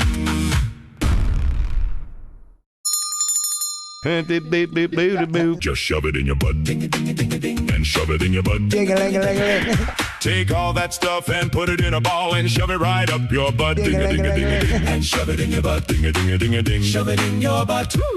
Come on, everybody, take that thing and put it in a ball and put it in a thing and dig it and shove it in your butt, shove it in your butt, ding-a-ding-a-ding-a-ding-a-ding. Ding-a-ling-a-ling-a-ling. Thank you guys. I'll be selling bumper stickers with some stupid shit I said earlier out in the lobby. Welcome back to the Bonfire Faction Talk Sirius XM 103. Big J. Okerson, Robert Kelly, coming here, having a a rainy Thursday conversation with you. Are there any gay comics that nobody knows about that you know about? I think we know all the gay comedians, right? We know even the closeted ones. We know them all, right?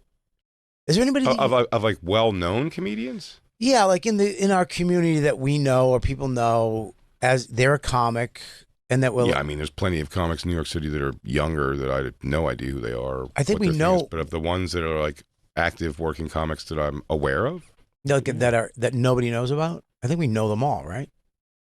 Did you? I think Mateo Lane came out of the closet recently. Hey, dude, he was never in a closet. What is this? This is a gay teacher? Yeah. This guy doesn't bother me at all. No. I get asked a lot if I disclose my sexuality at school. I always say that my students, my colleagues, and my administrators all know I have a husband. Usually it's pretty well received. But every now and then I get a Karen who's like, oh, you talk about sex in the classroom then? No. I share that I have a husband. And they're like, well, if you're talking about your sexuality, then inadvertently you're talking about sex. Well, that's all right, crazy. ma'am, pause. That's crazy. That's a crazy bitch. Who's fucking? He's crazy, or the lady? Saying if you acknowledge you have a husband, saying that you're now discussing like sexual stuff, it's like, no, that's a jump. It's a jump, and you immediately go to you're going to them fucking because it's a husband. Right, exactly. He's like, you went to that fucking. Now, Yeah. get him in a gay bar. They're not going to make it past the fucking 2 tiles before they fucking are facing each other's assholes. But he seems like a good teacher. He's opening that fucking dick cage and sucking that little parakeet. Dick cage is going to get fucking nom nom nom nom nom. Yeah. I don't. Wait, yeah. keep playing. I want to hear his. Let's dive deep into this. Let's talk about teachers who disclose they're pregnant. They announce their pregnancy to their students who get excited about it. A lot of times their colleagues and their administrators celebrate them with a baby shower. And essentially And what that's they're you're doing is they're celebrating telling as a everyone at the- fucking cream pie. You're saying my teacher loves loads in her fucking pussy. She's an insatiable cock whore who needs to be fucking doused in cum. Yeah, she kept the jizz in her vagina, which is hotter than gay to me. No, and again, this is also this guy's like sassed up for the internet too, because I would say I bet his teaching demeanor isn't like this at all. I bet it's very similar. I bet it's very. Now hang on, this is different. These are gay teachers who are going to teach you a lesson. This is a different algorithm. Yeah, this is a different kind of thing. You want a gay teacher? He's going to teach you what to do. What you want to do is you want to put your thumb across his eyebrow and tell him it's going to be okay, and then slowly go down his abs. Hopefully he has abs, and then put your fingers right through his little bush fat until you feel the edge of his cock between your middle finger and your index finger. Okay. And then what you want to do is you just want to roll it back and forth a little bit and feel the blood get into it. And when it starts bouncing, 1, 2, until it can't bounce anymore, it's just standing at attention. And that's when you take your hand out and you lick your palm like there's honey on it and you're starving. In and out of nausea. And then oh, that voice was really good. Shaka. God, I wish that was my real gay voice. Something sissy Sally, something simple. Sally. Well, that thing, like where guys are blowing each other. I didn't know. I never knew about. What do they call them? The spots. No, the spots where guys. Fuck dungeons. Bathhouses. Cruising spots. I was with a friend. Where you take your son, where Ari takes your boy. Where when I was in Boston when we first started, we hung out with this comedian, Italian guy, total. What's up? How you doing? Hey, what's up? No one talks like that when they're gay. I swear to God, he had. Hey, what's up? Buddy, what's up? Italian dude, talked like a regular dude. Me, Dane, Patrice. He had a club at this Italian restaurant lounge. We would go and play there. Coolest guy. And then he actually came out of the closet to me and Dane and me and Al and the Monkeys. After he said, "Hey, what's up?" in a not gay voice. We knew him a lot. We knew him for a couple of years, and he dude, his family was in the mafia. Oh. And that'll turn you light. So what happened? It was scary one night because I actually met his relative through the Italian restaurant I was working at. He got out of prison, came in one night. I waited on him. he really liked me. Oh yeah. He was like, hey, he owned a parking lot down the street, so he would have to work there. That's convenient. So he'd be like, tell Bobby to bring me down food. He's a great guy. And he called one day. My phone rang, and it was him. He's like, hey, where are you? And I was like, I'm over at my house. I was in Revere. He goes, come over to my house right now. I was like, for what? Sucky Barjol. No, this was the mafia guy. Yeah. And I know. I was like, okay, like I was really nervous, and went over his house, total Sopranos type of house, you know, fucking lions out front and gold shit. And I opened the door. He's like, get in here. It's like, and he sits me down at the table. My friend, who was a comedian, who had just come out of the closet that year, was sitting at the table with a terrified look on his face. Yeah. Because he knew I knew. Yeah. But nobody else knew in his family. He's like, you know him? I was like, yeah, I fucking know him. Yeah, dude. Me and this guy cruised for cock together all the time. But we never did gay stuff together, so don't pick me out. He was like, yeah, I didn't know you. That's my nephew. That's my nephew, Fanuc Jr. And he was like, we hung out for like a couple hours, having food and talk. This kid was looking at me like, please, don't ruin my life right now. And I kept looking at him, just smiling, going, hee. And we left, and he was like, buddy, thank you so much for not. I was so nervous. Nobody knows. I was like, dude, I'm not going to rat you out. And like, I think your nephew will have a little extra linguini. But he's the one who told me. We were driving by Revere Beach. He goes, there's all these cruise spots around here. I was like, what the fuck is that? He goes, dude, you don't know about Revere Beach? I go, no. He goes, this is where gay guys come at night to meet other gay guys. Come on, let me show you. I go, what are you talking about? He goes, here, come with me.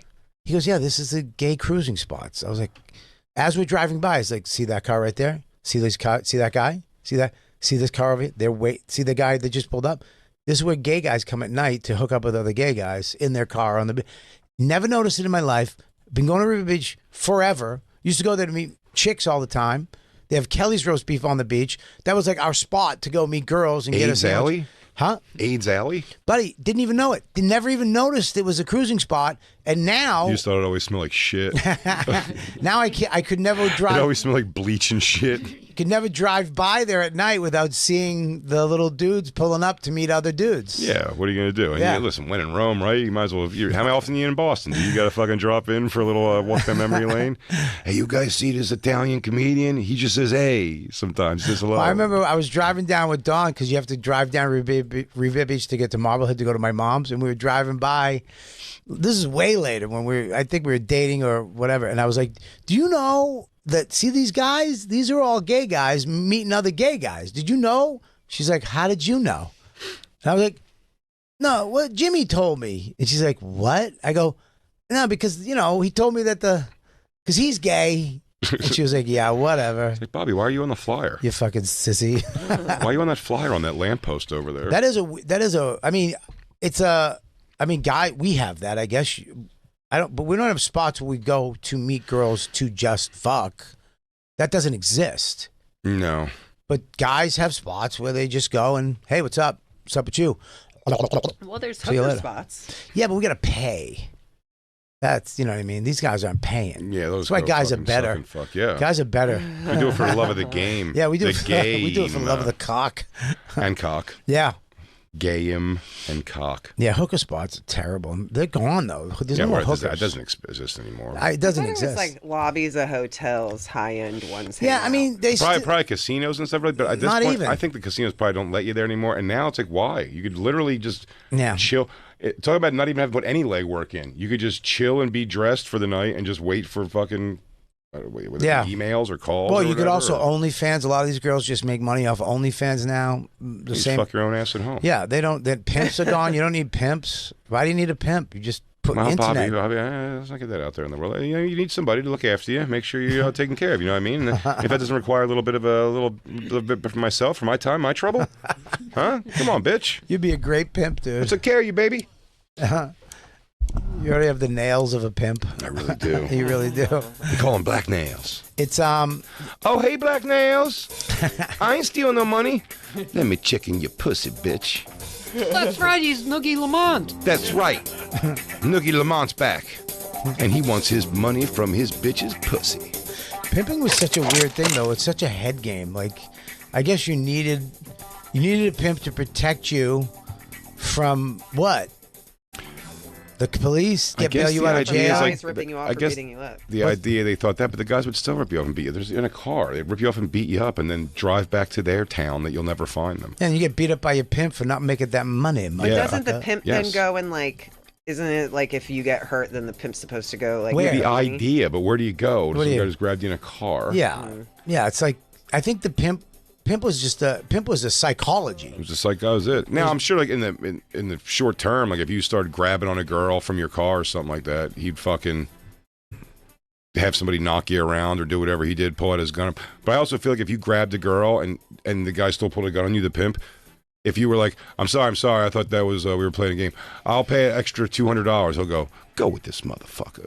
They don't give a shit. Well, I remember the girls on the internet would have guys in the room. You know what I mean? Like if you went to a girl's house, like to get a massage or quote unquote, they would have guys in another room just in case stuff got crazy, like almost security.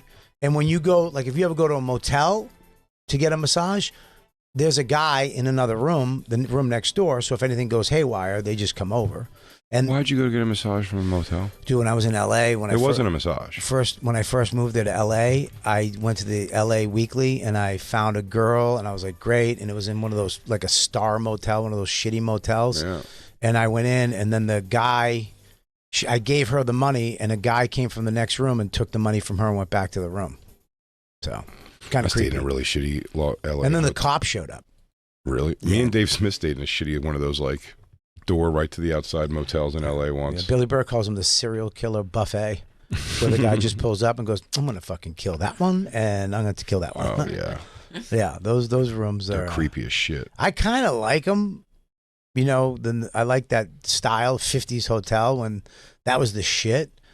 But staying in them now is a little creepy. You never walk into one of those and are surprised, like, it's a really nice bed. Yeah, it's never a nice bed. Well, there was a time where hotels... Hey, this doesn't smell like it's already wet. There was a time when hotels had shitty beds. Like shitty beds and shitty pillows. That it would be a big deal if a place did have a good bed. If you went to a hotel that had a beautiful mattress and awesome pillows... Crown Plaza was the first franchise that really made a big deal about their beds being... They gave you a little spray thing for the pillow, and they gave you a little... Yeah, they made a big deal about their beds, and you can get 600 pillows if you want. Yeah, when we first went to Aruba, we would stay at like these European hotels, all inclusive. They were way cheaper. I mean, you open your door, you're all literally... inclusive, like the gay bar. No, like food. Lou's Gay Bar. No, not that. But it was like food and buttholes. It was right on the sand, which was great. You walk out on the beach, but the rooms were the beds sucked. It was like sleeping on like wood, and the pillows sucked. So it was like when we changed hotels to the Marriott, it was like, what the fuck?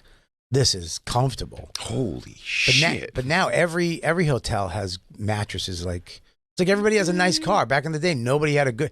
Most people had a bucket. Now there's you rarely see a shit box of a car anymore. Isn't it crazy?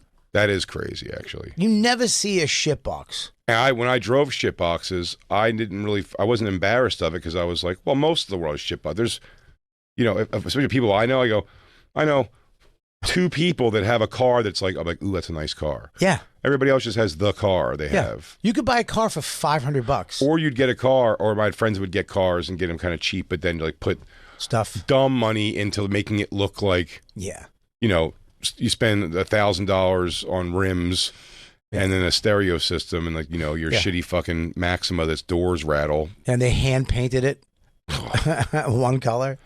My favorite one, I've told this years ago on the show, but my friends in South Jersey, again, it was so fun. It was like short friendships, kind of, because I moved there when I was 17. I left when I was 23. Last year of school, you know what I mean? So the friends I had were just this like kind of short burst of time. Yeah. Fuck, get me back where I was. Brains you had wander again. short friendships with these guys about cars. About cars. Oh, so when I started going to New York, you got me? I got you. When I started going to New York all the time, I just was like not hanging out with them as much anymore. These guys. Yeah. And then, I wouldn't see them, but I'd see, I still play basketball and stuff, but I was never around at night. And I'd come back and I'd go to this diner at the end of the night, sometimes to get food if I'd see their cars parked there. And then one day my friend Mike, who was my neighbor, I asked him, he had a decal on the back of his window. It was just done very kind of rudimentary, shitty with like the decal, like like pinstriping tape. Mm-hmm. And it was a 2 and an M. And I was like, what is that? Do you remember this at all, Jacob? The Second Mafia? I go, what is 2M? And he eventually tried to push that off. He's like, oh, it's just like a stupid like design that like one of our friends made. This kid Dave made. And I was like, but what does it mean? He's like, oh, it's nothing.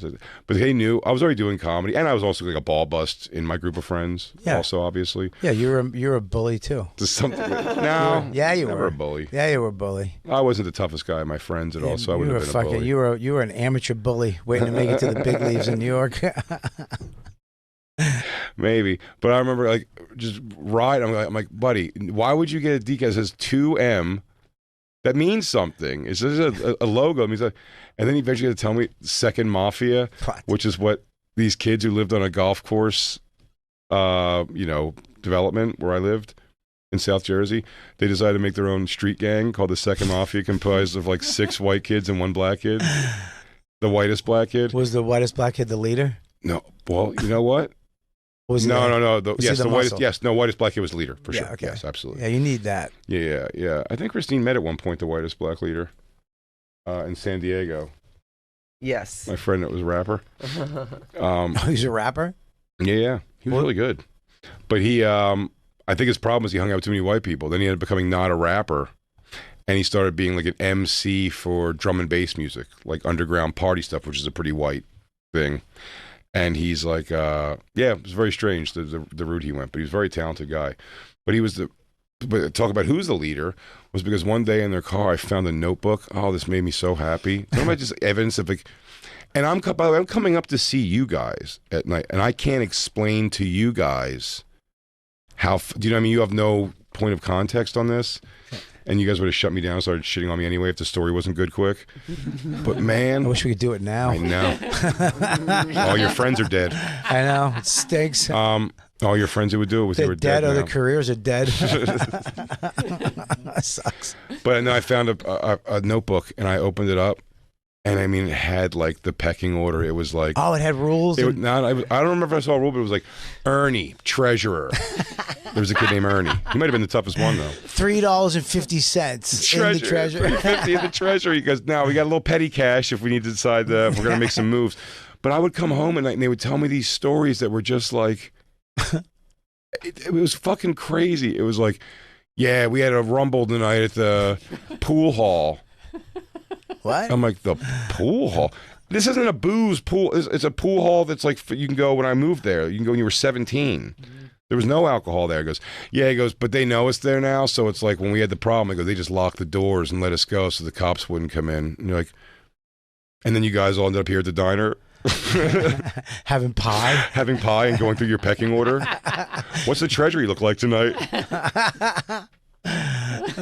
Well, nothing beats the Second Mafia. What if Keith's gang was the best. That is the best. Well, you're lucky that the Second Mafia and the Comedy Express never bumped heads. That would be a nightmare. 4 black guys versus 6 white guys and a black guy who acts white. Oof. That'd be just a war of words. Ow. And Keith would be scaring all of us. Don't know. My mom kicked me out because I killed the cat. I drowned it. I strangled the cat. Didn't care. Pampers. I just remember the keywords. Pampers. Saw him with the Pampers. Fucking Keith. That's so funny. The Second Mafia. That I don't know. I've never. I mean, shows. I guess Bonfire, Legion of Skanks. But as far as just being like a gang? If you're in a band, just naming your group of friends is the gayest thing in the world. I'm trying to think if we ever did. No, I never Of course did that. you did. No, we didn't. Al and the Monkeys. Fuck off. But that was an improv troupe. That was an improv troupe. That was an for improv sure. troupe. You have to name that. It could have been a better one. I tried to get jackets. Huh? Al and the Monkeys jackets? Because I thought it would be cool to have... Hoodies weren't a thing, and back then... You know how you can just make something now? Sure. Back then, you just went to the mall and you got letters. Embroidering. The only thing you had is that or the Playboy bunny is what you could get. You know what I mean? And they had to iron it on and it peeled off after one wash. And I do remember that. but Fucking boardwalk clothes. yeah, I did make a logo. We had a logo. Brown the monkey. Yeah, it was a monkey hands coming up over like a piece of paper. Mm-hmm. I made our font. We had business cards. Alan the Monkey business cards. I wrote Legion of Skanks, drew a logo, put it on a banner like Guns N' Roses, like Legion of Skanks with the logo. I mean, I had that drawn on a piece of paper before doing anything. That this podcast wasn't the first thing we did with it. We wrote a script. Is that what it is? Is that the logo you use now? Your logo that you drew? Yeah. That's your logo. Mm-hmm. You came up with the logo. Yes. Dude, you should copyright that. The original one? Well, that's not. No, it's not. I'm trying to find the actual. There's a picture of the drawing somewhere. Yeah. I'm trying to find, but dude, what do they call it when they a logo? What is that called? Trademark. Trademark. You should trademark it behind Lewis's back, and then sue him on his wedding day. Yeah, I think we got worried that our friend Wayne may have trademarked it behind our backs years ago. Oh my God, did he? I don't know. Oh, I hope not. But he has that original drawing too. But that original drawing is Wayne has the original drawing. Yeah, in the Museum of Wayne. But I drew the original logo, and it said it was for nothing.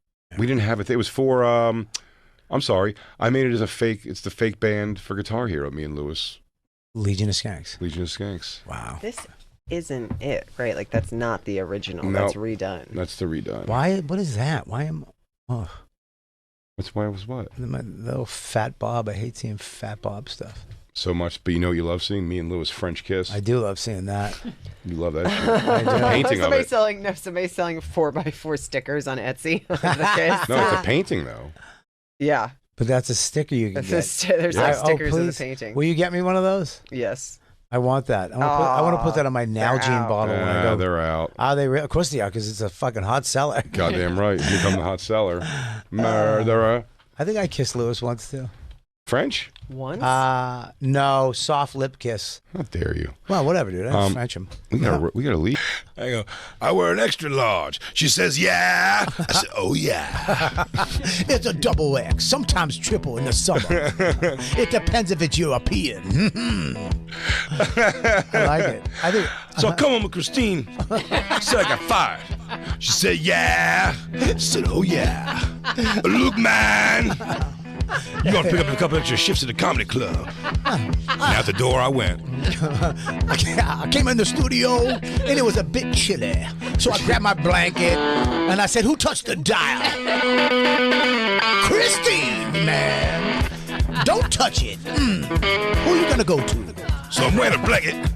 I'm wearing a fleece. I'm wearing a shirt. I'm still cold. I look at the thermometer. I can see it was down. I said, oh, man. So, yeah. I tell you what I wasn't wearing. My necklaces. Oh, yeah. Oh, yeah. I said, look, man. You probably didn't see my sick-ass chains. Oh, my double bracelet. And then when Christine realized she didn't touch the thermometer at all, she was so nice. How nice? Lord, she would love it, dovey. I love it. You love it now. Come on. I like doing it. I love talking like that. I looked at my teeth, and they were kind of yellow and a little messed up. I said, look, man, make me smile like the heavens. Go to the dentist. I said, look, man. He said, what you want? I said, I want them teeth. He said, I don't know. I don't think I could do that. It's a new thing. And I said, I want the teeth. And out the door I went. I couldn't chew for 3 days because they put the replacements here. I was nervous on stage. I said, what did they fall out? He said, I know. In the front row. Everybody nervous. Now you nervous too. Everybody a little nervous. Damn, dude, George. I love it. I love it. I'll do it all day. You like doing it. I'll talk like this for a week. How do you go hat in hand to a friend? Jacob, I have to stay at your house. said, what you want, man? I said, look, man, I'm out in the streets. I need a place. Can I stay at your house? I won't mess up your Titanic stuff. I promise. Why you got this Hitler book here? Why has this book got a big old swastika on it? You into some crazy white supremacy stuff? I said, look, man, I got a black trumpet player.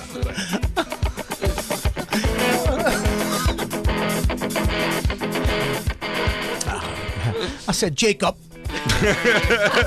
why the reed so small? Make it bigger. I got a learning disability, man. I said, look, man, the print's too small. I asked him if he could double space it. I can't read things where I don't see the period, man. I can see by his face. It was double spaced. He double spaced it. I can read the reads. I went on my way. And there I go with another ad. And out the door Bobby went. The funnest thing I've done all weekend. Let me ask my old lady. You said, let me ask the old lady real quick. The hell was that? Oh, you're at the song part now. We just need the talking shit part. I hate the song part. Yeah, it sucks shit. I mean, that's when he goes, well, I ain't seen my baby bunker the dig and a hunker bunker junkie. I look, man. And then he's back at the bar. He says, what you drinking? I said, look, man. I drink a quad espresso with a little bit of cream, not heavy. By the way, he goes, look, man, I'm drinking a bourbon. I'm drinking a scotch. I'm drinking a beer. One bourbon. Like just the lyrics are light. With me and you'd be one egg roll, one rice, and one beer. A number 2. A number 3. Hey, you guys have any some of that homemade mustard sauce, the hot kind that hurt your nostrils? He said we only got the packets. I said, look, man. And out the door I went.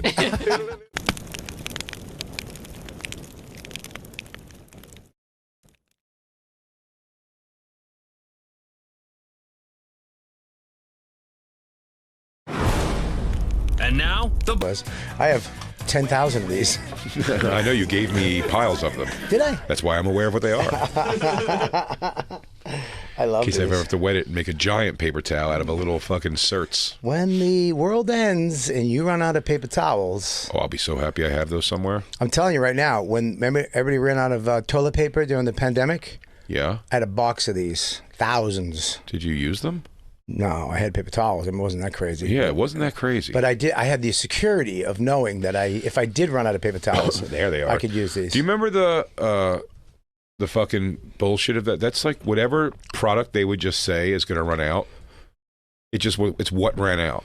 Because then when they were like, actually, the toilet paper's going to be fine, and then it just wasn't a problem anymore. Yeah, remember one day it wasn't a problem anymore. Well, remember when masks were going to run out, and then they were like, hey, not everybody needs to wear a mask, just the people in the hospitals. Because they couldn't get masks. Yeah. Because some stupid fucking old guy bought all the N95 masks. And they were like, okay. And then as soon as they got enough, they're like, okay, you need to wear a mask.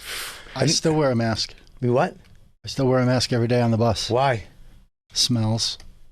Well, why don't you put something? What? Is it smells, or are you worried about getting sick? I'm worried about people's smells. BO is the #1 offender.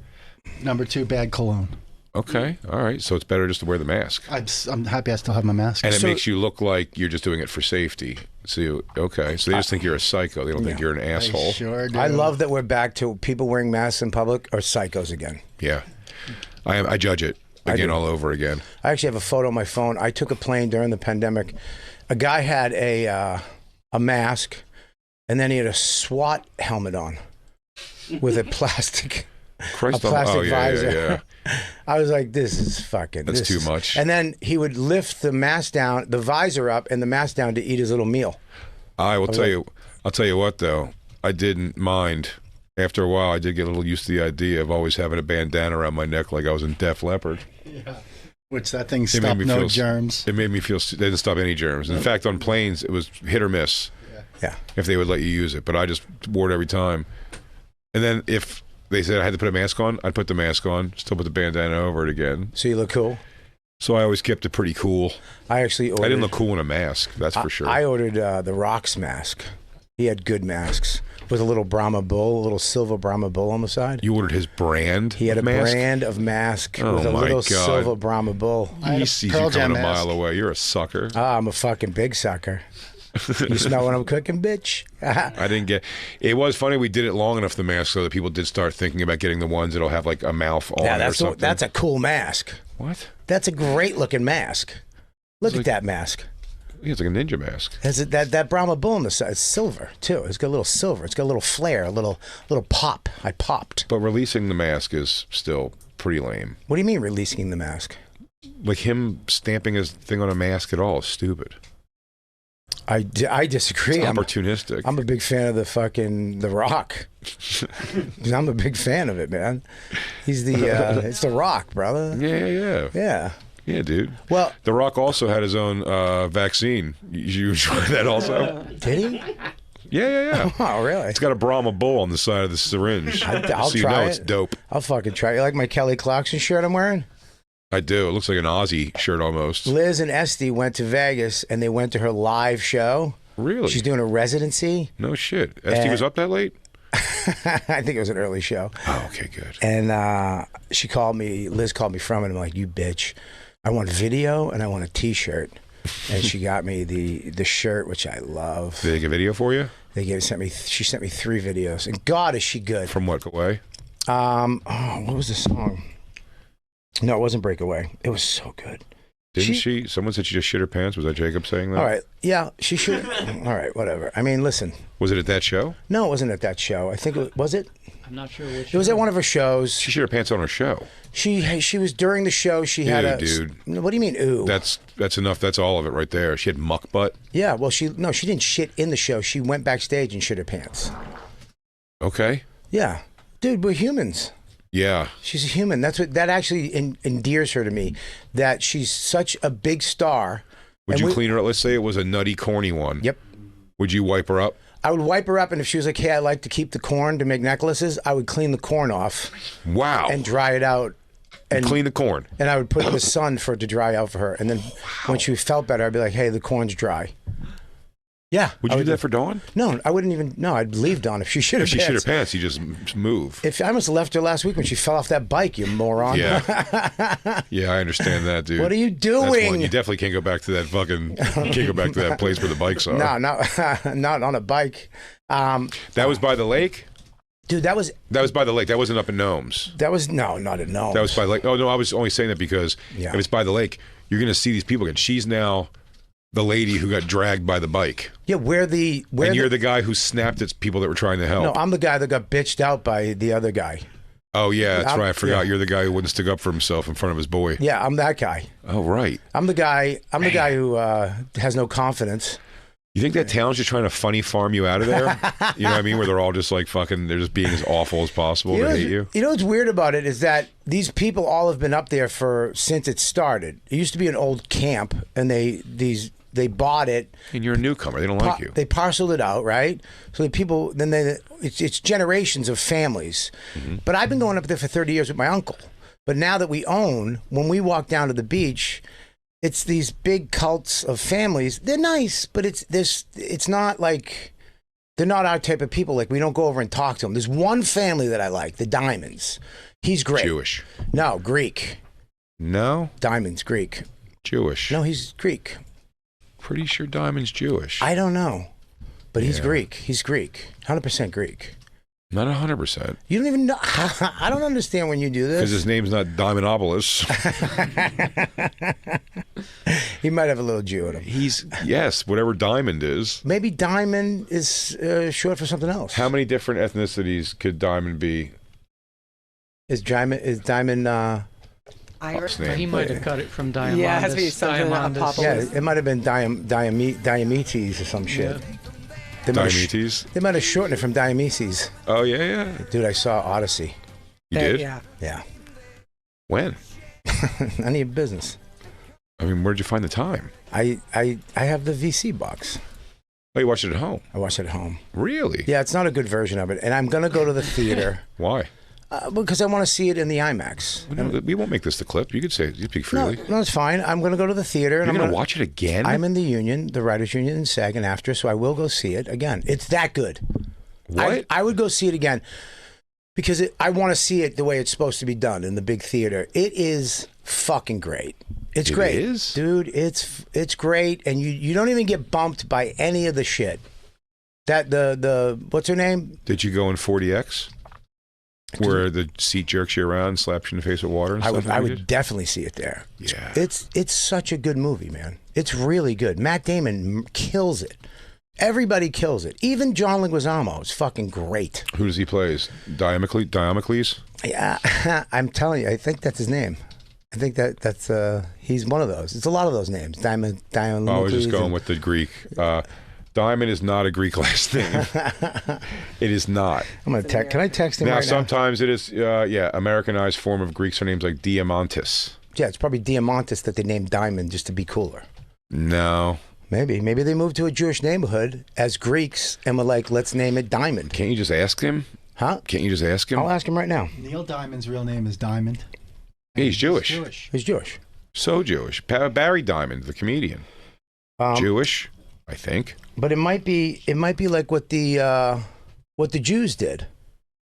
What? Invade Palestine and start blowing up hospitals and killing children? No, not that part. That's what they do now. This is what I read this morning. What they did. What's your algorithm? What they used to do. What are they blowing up hospitals and committing war crimes constantly? And So the leader's going to get. What was that? That was the lamest thing to be in the news to me, at least. I don't know. Maybe it's awesome. It was like Mom Donnie says he's going to try to arrest Netanyahu on war crimes when he gets here. Like, shut up. Sit down, Aziz. Relax. Fucking settle down. Just get bum shoveling snow. We got you. Chill out. I know. Aziz. Yeah, he did. He wanted to arrest them for war crimes. It's just, but he actually he said knew it. he was never going to do it. He knows nothing. It's just like, that's like look at me shit. That's gay.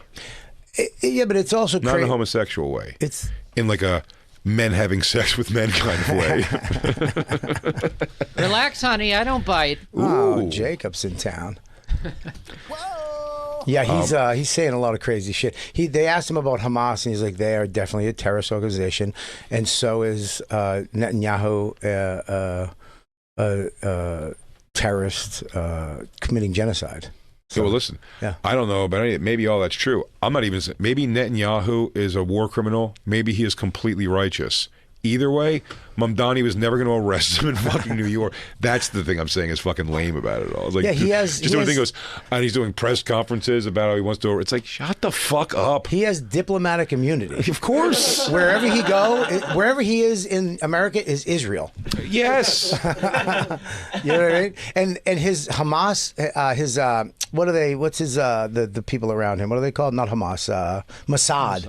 Mossad was like, let him try. We'll fucking put a bullet through his head. Oh yeah. Fucking lay out the terrified NYPD really quick. I'll Krav Maga all these motherfuckers. The Mossad is fucking 18 fucking cops laying on the ground with throwing knives in their throats. Yeah, all their phones blow up.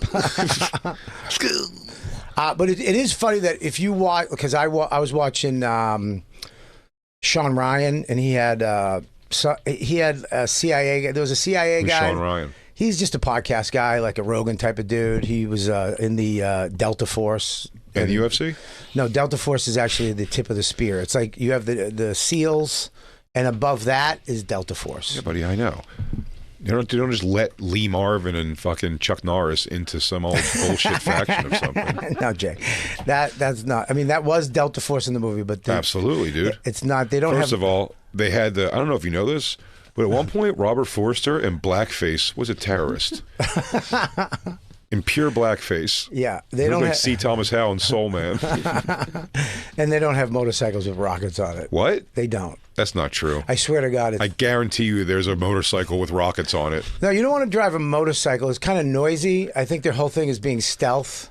Yeah, well, not if you're going to shoot the missiles from far away, like he did at the very end. I don't know if you remember at the very end they gave us the final the money shot where he did use the missiles. He used the fucking. They teased him early in the movie, I think. Yeah, they had him on the bike. And then at the end, he fucking aimed it, and then they moved, and it shot.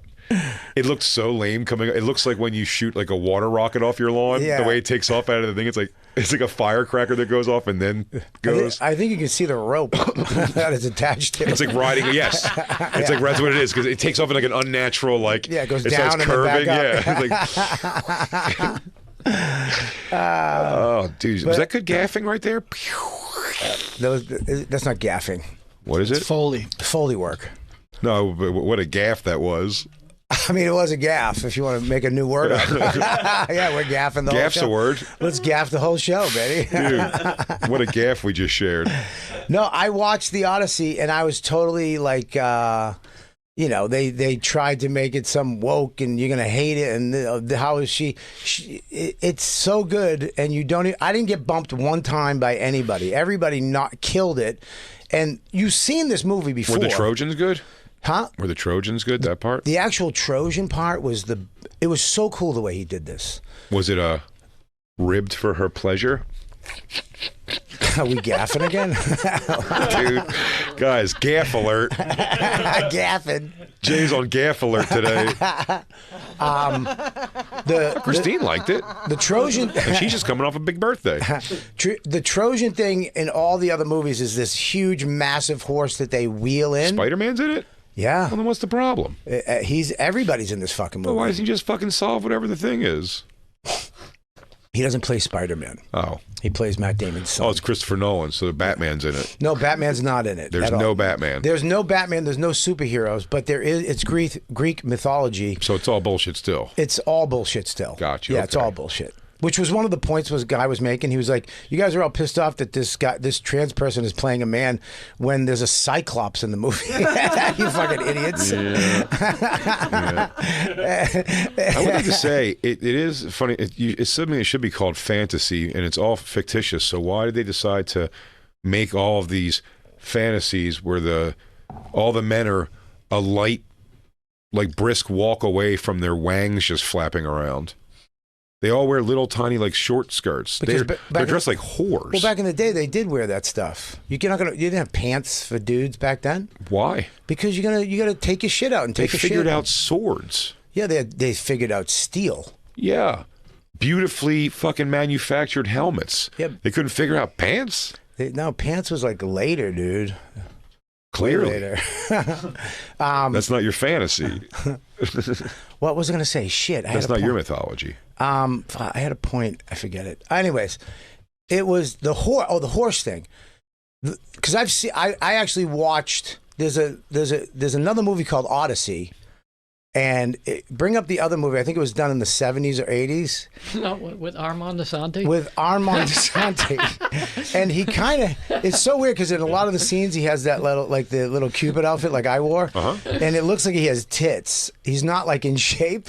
It's like when actors really did. They got into kind of shape. They didn't get like Matt Damon lost 40 pounds to play this guy.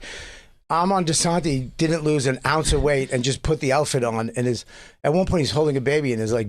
It looks like he has tits. Yeah. Do you remember? Were you and Lewis? Were you and Lewis like friendly or tight when he was banging Armand Asante's daughter for a little bit? No, really.